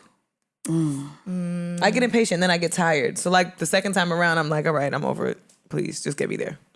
Nah, because niggas be nothing hard as fuck and be ready to go to sleep. Oh no, I'm I'll be sorry. like, okay, no. I'm good. I had enough. No. Shout out to all the kings that nut and stay hard and go again. That's why I, mean, said the that's- first that is nut the is the gem- warm up nut. No, you keep going. I know. That's why I say it's the warm up. It's the warm up. You warm up and you keep going. It's like the warm up. It's like when you come. It's like when the players come out to the basketball on the court and they shoot around before the game. I'm not. Everybody's different, but for me, You just want when one I and done. was having sex with no intention, yes, I could do multiple. Really? But now that it's like intention, you don't need it. You don't need I all mean, that. to me, I have intention, but my intention is as many fucking orgasms as possible. And so if I'm not tired, and bitch, I don't even be going to the gym like that. So bitch, if I ain't tired, you ain't wear me out enough. Right. I want to be like, I'm done, I can't come no more. And he's like, no, bitch, come here. And keeps giving it to me. And then I'm like, okay. I literally want to feel like my whole day is ruined because I gotta catch up Yeah. From not I have being a able question. to fuck. This is Here we go. what is squirt? Okay.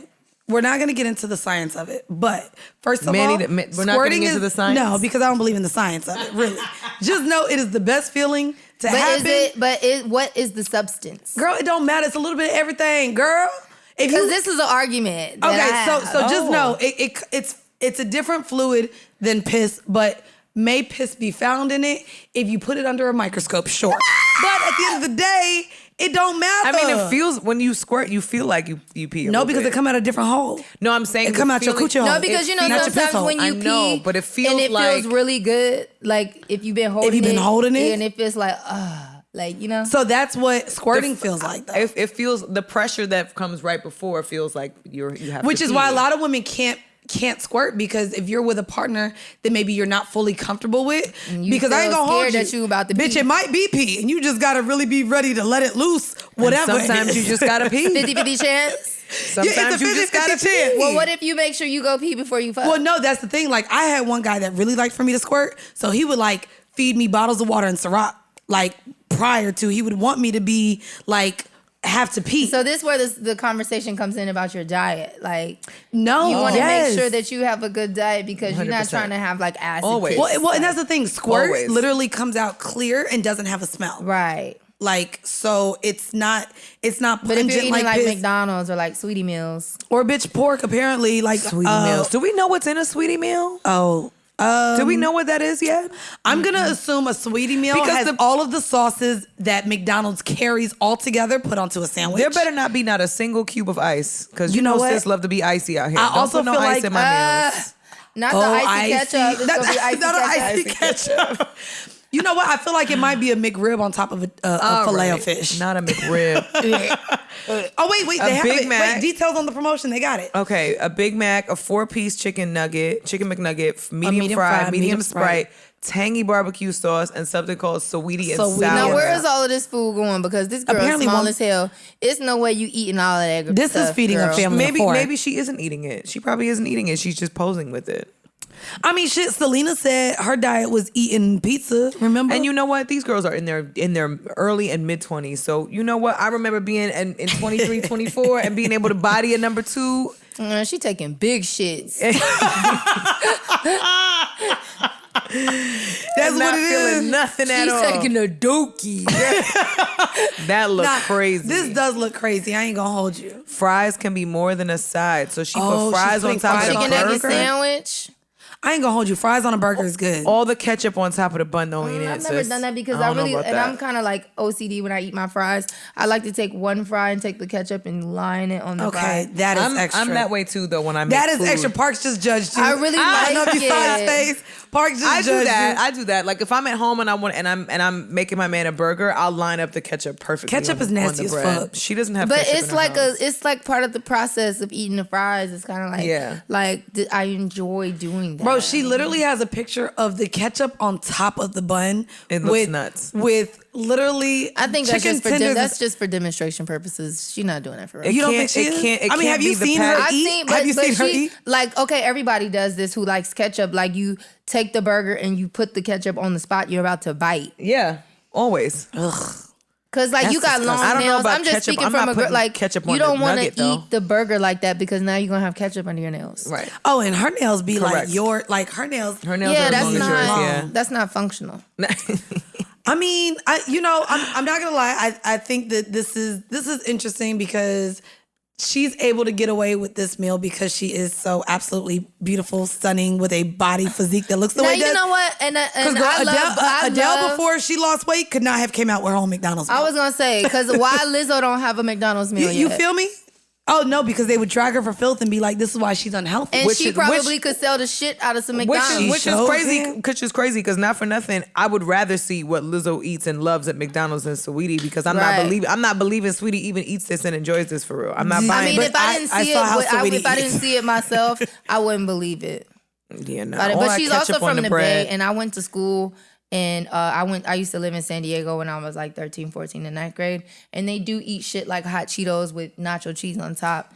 And like it's a very Californian thing, so it's not that far fetched the way she eats. I mean, hot Cheetos is becoming the thing that like they're using to crust chicken and mac and cheese. Like, but when you say they, be specific.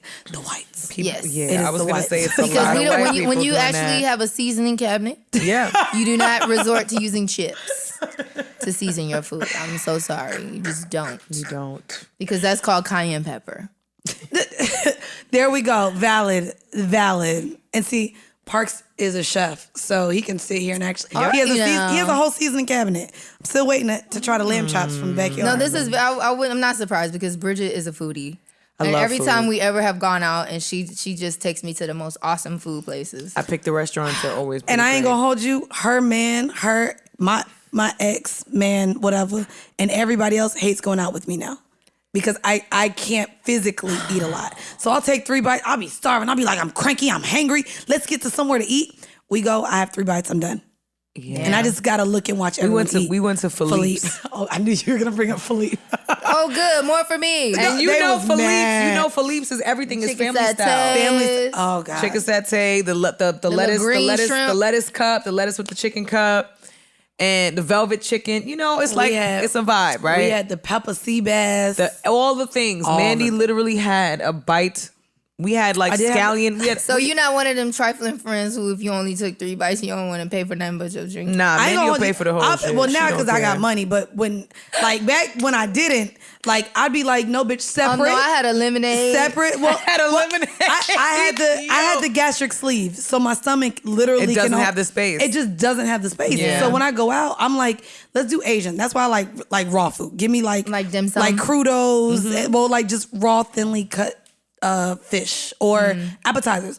I'm only ordering appetizer. I go out with Bridget and all her friends are rich too, so everybody just orders all of the things. Bitch. But we also like leftovers. So like we'll have. I was gonna say we bring stuff home if we don't finish, and we'll eat for 2 days and be happy not having to cook for 2 days. You know me. She took my leftovers home. I said, Bridget, I'm coming over to get it. I said, come on and get them tomorrow. I need to eat it. They'll be in the crib. But yeah, like again, back to Sweetie. I mean, I think this is interesting. I know Travis Scott had his own meals. He did. So I ain't gonna hold you. I'm here for her collecting all of the bags. Right. I'm happy to see her win. Shout out to black women actually getting bags. I love it. Shout out to all the black women in the corporate bag. I love it. I guess before we get out of here, TV, you want to do a little bit of that? Yeah.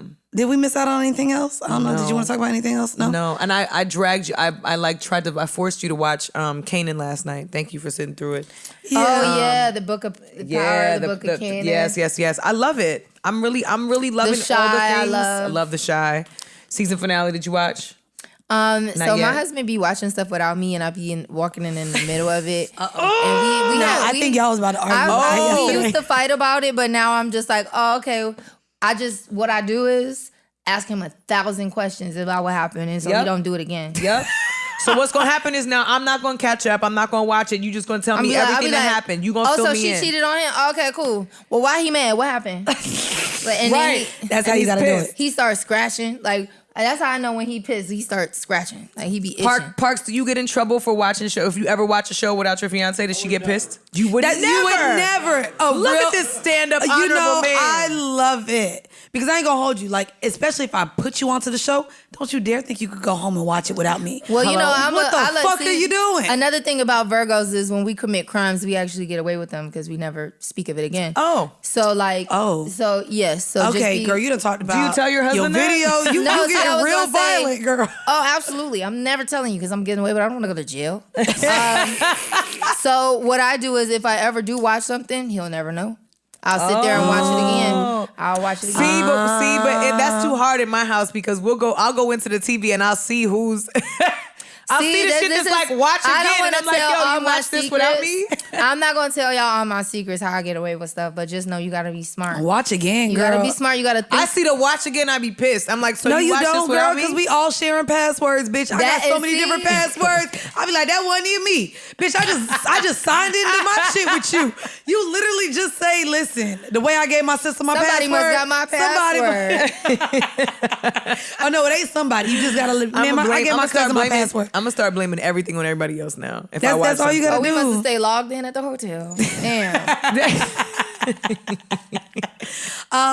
It's funny. I guess because I was recovering all day Saturday, I finally got to finish Sex Life. Okay. Which did you watch Sex Life on Netflix? I don't know what that is. What's So that? Sex Life is it's a show and it's interesting. I would love for you to watch it, especially as a married woman. And basically, she gets married and starts to resent her current life because it's so routine, and she starts to miss specifically the sex of her past, specifically tied to her ex, who was very toxic, who was manipulative, who was not really a good partner. But she talks about being in a relationship and having 85% of what you want, but craving the 15%. In her case, it was the sex. And so Girl, you better get you a vibrator. Girl, no. She literally started like having these crazy flashbacks, started writing in her journal. Girl, And this is her man. Her husband yes. read her whole journal talking about her former sex life, things in which he didn't know at all. Right. She liked, enjoyed, or had ever even done.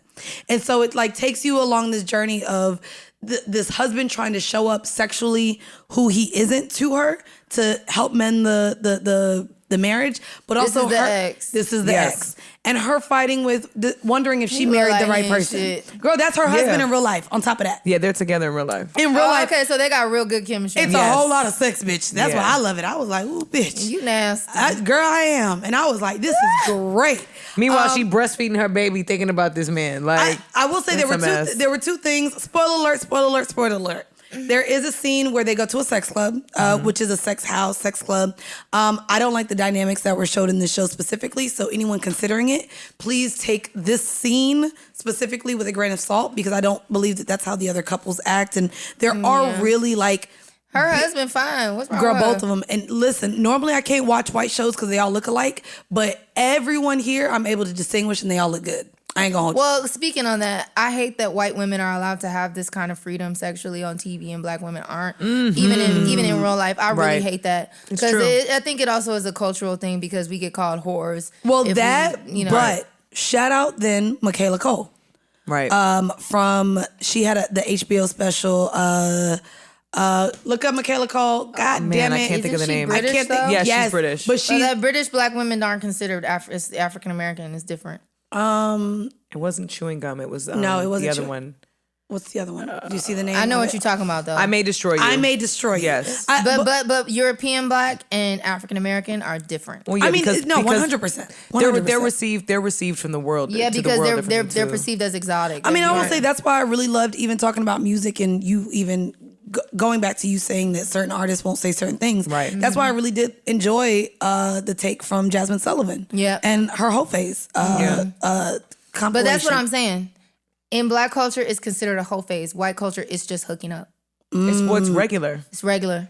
But I It's mean, regular. it's the same Yeah, way you're with, just horny. with how we view sexuality in terms of black men and white men. Yeah. White men are able to explore and experiment and tap each other on the butt and, hey, I'm just going to punch your dick and it's not going to mean anything. Crack jokes and be fluid. Yeah, black like men for can't example, do that. I think the season 4, episode 3 of Dave, where him Oh, and bro, Benny Blanco bro. Are going back and forth. It was, Chuck, look at, and look at, they're- It was I'm not gonna lie, it so was crazy. uncomfortable. the whole- uncomfortable. Wait, that was too far? That was too far. there? It was way it too was I mean, a but lot. it's a thing though. That's like It is the a thing. bubble gum, and It was then a lot. everybody sees his ass. They're all naked. It was a lot. It was a lot. But it was true. And not a lot in a homophobic way. I want to clarify. It was a lot in the sense that we don't get to, as We don't. black and people of color, have any sort of moment of freedom of expression and experimentation without it automatically being judged and crucified and vilified. And it goes for men and for women. It goes both ways. yeah, right? no, the way that white men get to like you said, punch each other in the dick, touch butt, kiss each other, Literally. and it's just like locker room banter, Or just come into the or room drunk. like, or it's hey, bro, I'm funny. going to suck It's your just- dick.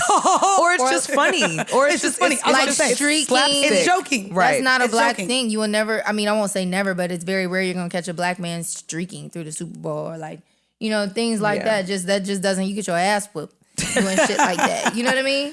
Yeah, I will say Very that true. my last point to Sex Life, and if you haven't seen it, again, it's a woman throughout the whole thing really questioning, not What only she- what she wants for her life. out of a partner, but essentially her connection to sex. And what I don't like, ending, spoiler alert, yes, throughout the whole thing, she's really holding true to wanting to be there for her husband. And she ends up literally doing the one thing she said she didn't want to do. Again, spoiler alert, she cheats. Right. And I'm very, very, very, very big on the conversations surrounding really just being vocal with your partner. Yeah. Like, I ain't even gonna hold you. I'd have been a side chick. And I done told niggas like, well, so you gonna tell your bitch about me or nah? Like, I don't want it. Like, is that your relationship? Is it open? Is it poly? What is your dynamic with your woman? Because even if I'm coming in as who I'm coming in as, like, you ain't finna get me shot. Nigga, I grew up watching Lifetime. But also the part that, I mean, I stopped watching as soon as I saw that the man that she is still lusting over and still fantasizing about is now in a weird sexual entanglement with her best friend. Her best friend, bitch. I'm not, at that point I was like, I don't want to watch this When now. I got into a committed relationship, I started having really like physical reactions to, like almost like violent physical reactions to seeing people cheating in relationships. Yep. I think that shit is wrong. Mm-hmm. No, I do not glorify that shit at all. No. Like, I've been on the other side of where I thought I was in a relationship and that person was being unfaithful. And once I found out, I was disgusted. Right. And I was like, why the fuck would you put me in this kind of situation? And so I always just, morally felt like it was fucked up. Also, too, because my dad cheated on my mom. I think maybe that might have had like played a big part in it. But as a wife now, I'm just like, listen, baby, if you cheat on me, you committed murder. Just know that, because somebody got to die. It's either going to be me, all right. You are really violent, Money. No. I'm just because you could cheat. You could just leave. You could just break up. It'll make it easier for everybody. I want to ask you, based on the part that she said I couldn't keep watching it. You're married now. You're very happy, and y'all are still learning each other. If you have any exes in your past, because you're now married, off the market, and with someone that you love and potentially see yourself with for the rest of your life, would you hold it against any of your friends to date any of your exes? I have a very different perspective just on like humanism. Okay. And I think like we have to put labels on things in order to be able to digest them. I don't believe that I have any exes. I think I had people that I were connected to. Okay. But I didn't have a real relationship until my husband. So, I mean, if you're offended by that, oh well. Like, sorry. Like you weren't a real nigga to me. Right. You weren't. Because I know what it's like to actually get treated well. Right. And to be valued in a relationship. I realized in hindsight I didn't have that. I didn't have relationships. So if any of your friends decided to partake or be in a relationship, or even have casual sex with someone that you had previously been connected to, you wouldn't have a problem with that? I don't have very many friends. Okay. On purpose. Okay. So the people that I am connected with now, number one, no, they would not do that, because we talk about everything. Right. We I don't befriend people who are weird and wouldn't want to, be honest with me about, like, hey, bitch, guess what I saw? Or I was here and da-da-da. Ain't that the nigga that you know what I'm saying? Yeah. We would have that conversation off rip. It wouldn't even be, it wouldn't even go long enough for you to have to hide it from me. But in the second thing, I would just be like, bitch, good luck. That nigga wasn't shit. Right. Good luck, bitch. Or I'll be like, no, run far and fast, So no, I mean, I think I'm just like on a different level, just thought-wise, vibrational-wise, perspective-wise, just in life, where that type of news probably wouldn't even reach me. Like, if there was someone who was my friend at some point, who was like tempted to go fuck with somebody that I used to fuck with, you are a basic bitch. I'm sorry. First of all, I love women. I love us. But like, some of us make really bad choices. Yeah. There ain't no unity with women. We see that with Encore. Bitch, four of them left. There's unity with some women. I think it's a vibrational thing. Yes. It's horizontal and it's also vertical. It's like, you have people on your level just like in the space of the world. Yeah. And then you have people who are on your level just based on how you see things. And Money, you said it's plaid. Mm-hmm. Bitch, vibrations is plaid. It's Burberry. She's Burberry. It's definitely levels to it. It's like it's horizontal and vertical. So that's right. I have to wherever those two things intersect, just that's normally where I am. And that's not very many people. So I don't have a lot of friends. Well, Money, what are you watching before we get out of here? The Try. Okay.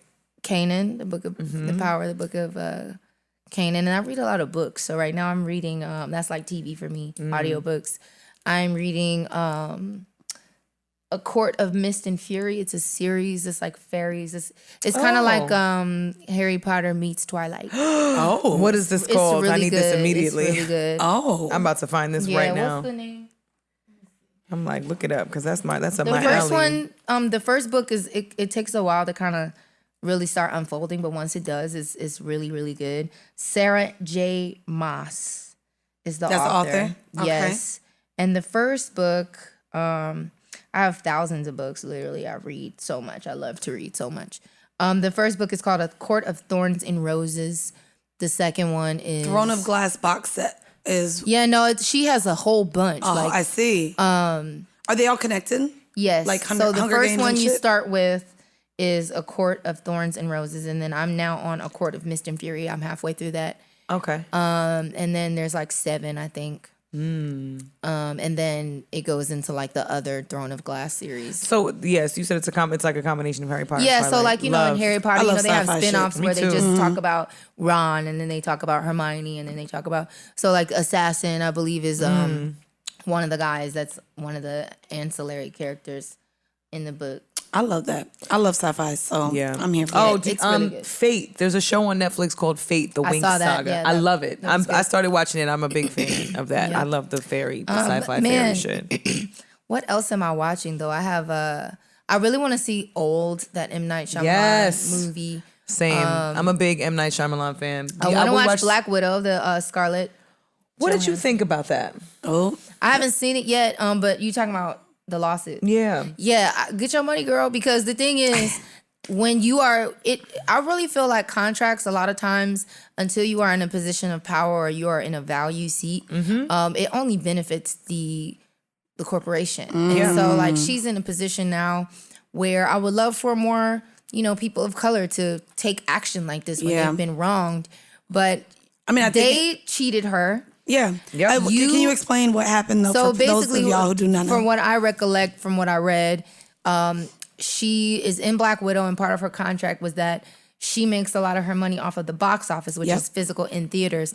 And so they were supposed to have like a staggered release between when the movie came out in theaters and when it came out on Disney Plus. Right. They didn't do that. They just put it out at the same time. So she technically lost out on wages. They said she's over saying 50 million. Yeah. Because she Close gets a to. percentage of box office. Well, yeah, because they're charging. It's only $29.99 to watch it at home at Disney Plus, versus Which is going which is versus like 4 people going in would have been like Oh yeah, $100. that would probably be $100. Correct. But also, I mean, I just love this because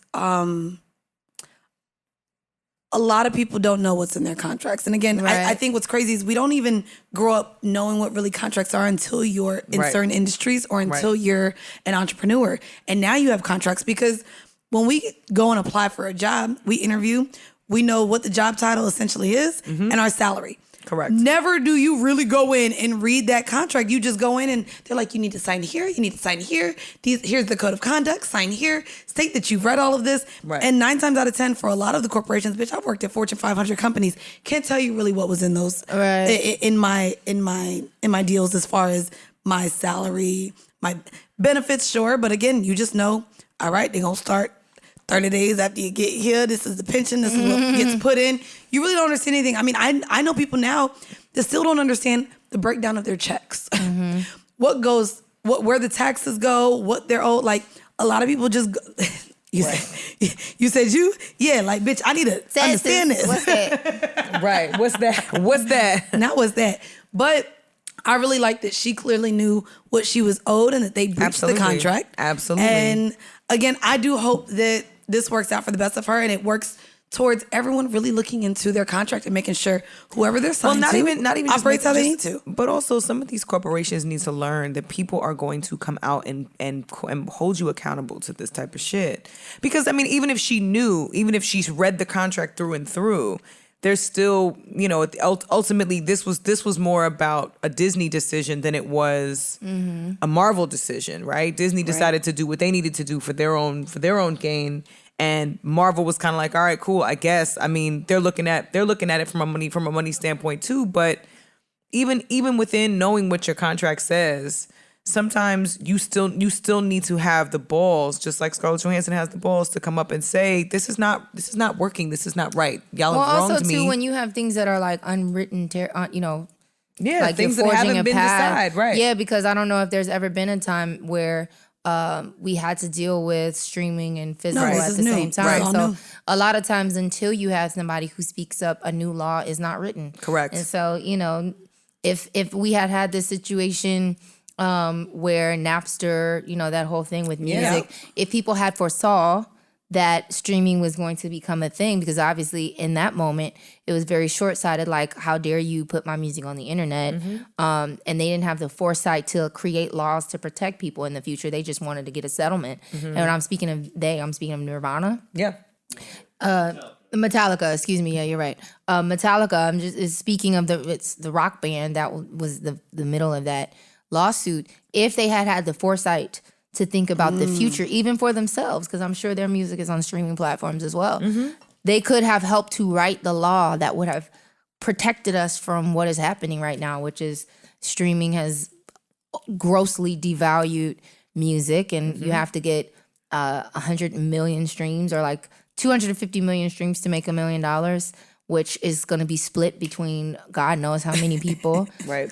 So another reason why I stopped writing for other people is because there's no benefit. For what? I'm going to make $700 maybe that I got to split between all these people and pay taxes and commissions, and then on top of that, you're an asshole. Especially if the artist is big enough, they're going to want to take some of the publishing. And then you're also splitting it with the producer, who off rip is going to want at least 50% of whatever. Just a bunch of people who, again, don't know the law and don't know, what copyright law, that's a whole nother conversation. But it's just people taking advantage of the situation, which obviously Scarlett is like, fuck that. You're not about to do that to me. Right. Which, more power to you, girl. Get More your power money. to her. Let me borrow $20. I ain't mad at that at all. I guess, Money, we going to go ahead and get up out of here. It's time Go to ahead go. and let people know where they can find you, where they can see you. Yes. I got a nice little song we going to get out to. They can purchase and stream. Nobody knows. At Muni Long on TikTok, Instagram, Facebook. All the shit. Follow me. I'm pretty funny on TikTok though, by the way. No, I'm you are. She reposts her TikTok on Instagram. On Instagram, and I be dying. Yes, why is the fucking ugly ass TikTok of me when I was given transgender? When I was 14, I looked very much like a boy. And somebody reported it, and The on first Instagram. one, yes, they reported it, but I reposted it and now we good. But Wait, they reported it. Why? I don't know. MUNI. I have no idea. Yes, But MUNI why the long. fuck is that shit going viral on TikTok? It's got like 600,000 views. I love it. Yeah, Look, so I'm looking up now. We looking at that one, the one where I got with the gold teeth The right one here in to the the- corner to yes. the right, up at the top. It's going viral. The top right corner on TikTok. Yes, the family photo, because Girl, she's in the corner that's on the me right. in the blue shirt. Oh yeah, not gonna lie, I didn't think that was you. I look like a motherfucking boy. My name Rod. Look at you laughing at yourself. Because I'm like, I said, what the fuck? Mama, why would you do this to me? Don't Why would blame you your do this? mama. She was Nah, her. because She was letting you be who you wanted to be. No, she cut my hair like that. Oh. Yeah, I was gonna say I look like a boy I look like a small South American boy Okay, when well, I was I- like 4, and my mother let me go outside like that, and I was Okay, pissed. well, I was gonna like, be- you I could have was put some pissed. braids in my hair or Yeah. something. Well, I'm gonna be very embarrassed and say me and both of my sisters got our hair cut the fuck off like that because we're half white. We ended up getting lice at daycare. So she chopped. no. She said, "Fuck this." Chopped both of our heads off, and we was little Well, I bald gotta- babies. My I got a stupid ass guy. perm. I went to sleep with gum in my hair. That's why my hair got No, cut. Oh, see, those yeah, are nah. cute stories. You said those are cute stories. I got a perm against Oh, my no, mama's not- permission. oh, no, not the perm. And it When was it fell- it started it to all fall came out, out. and so to teach me a Damn. lesson, She just she said- cut my hair off and made me go to school like that. Oh no! Look at your. The fact that we just keep replaying it, y'all ain't shit for that. All right. Great. It's so Well, great. all of y'all make sure y'all check out Muni Long. That's MUNI. Yes. Long. MUNI Muni Long. There we go. Yes. I like how you Yes, and I added got a that. website too, so y'all can go buy some of my merch if you like it. I got some new Yes. stuff coming out. I started rapping like maybe like a month ago too. So I got a rap song that's about to come out. You know, I'm just exploring, doing Money, my you thing. gotta help us write a song about chocolate starfishes, and then we gon' No. yeah, okay. I'm with Cool, that. chocolate I like a starfishes. challenge. Oh, good. Yes, I'm so excited because I just want to be a one-hit wonder. And maybe we'll air that on our Patreon. Yes. If y'all do not know, Bridget and I are dropping hella bonus content. Y'all can come on over to Patreon. We all the meat and potatoes, all the All juicy of it. shit that we don't All the talk about things. here, you'll get on Patreon. Period. So we Yes. talk about a lot of things. We have a lot of conversations with ourselves. This week we have an episode dropping with our good friend Asante from the Friend Zone. Shout out to the Friend and Zone. He does Shout a whole out to freestyle. Dustin. Shout out to Friend. Shout out to the Friend Zone podcast. So we're joined by him this week. And again, if you're top tier, you get literally an extra episode every week. For the bottom tier, you get at least 2 bonus episodes a month. We have some BTS. We have a whole Discord chat. Yeah. And so, yeah, like come over there. Come join the fun, man. The link is in the description of this episode. Yes. We gonna get out. What are we getting out of here to? We getting out to something that if you don't know this thing, you gotta know this one, bitch. Money, you know this one? Yeah, of Did course. Jeezy in it? You know it is. You gotta know this song. You never been geeked up, bitch? Right now, I shoot a I've nigga heard this. dead in this shit right now. Okay, shout I know out to this you, song. Bridget. Shout out to you, I know Bridget, this for knowing this. I don't know if nobody say that outside of Florida getting Oh, geeked up. Oh, this no. You geeked up. This is Or geeked Atlanta. up. They say that too. Atlanta. Well, I want to shout out to everyone who tuned in to see The Thing Is. I want to thank y'all for rocking with us. We love y'all. I want to thank y'all for supporting us. We Make love sure Money Long. We Y'all support support Money Money. Long Thank you for forever. joining us, B. Thank y'all for having me. Thank you for coming and joining us as a Florida representative. I don't want to hear about the Period. candy lady not no more. Okay, no more. Candy Lady not being discussed. Anyways, we geeked up. We getting out of here. See y'all Shout out, later. I'm going to Spain Bye. next week, y'all. So I'm out of here, baby. Hasta la vista. Bye. Geek up. I hope they jammed to this episode, bitch. Cause we played that and Dang, I wish I would have worn my gold teeth. the way they always get knocked out of my mouth. Cause they don't be Knocked permanent, out. bitch. They just Oh, be it's the caps. Or I wrap it in goddamn toilet Tissue paper and throw them tissue out. and throw it in the Yes. trash, bitch. Ooh, that be hurting All right, your that's a heart. whole nother conversation. We're gonna have that conversation hurting next your time. heart. Bye, y'all. Bye. Later.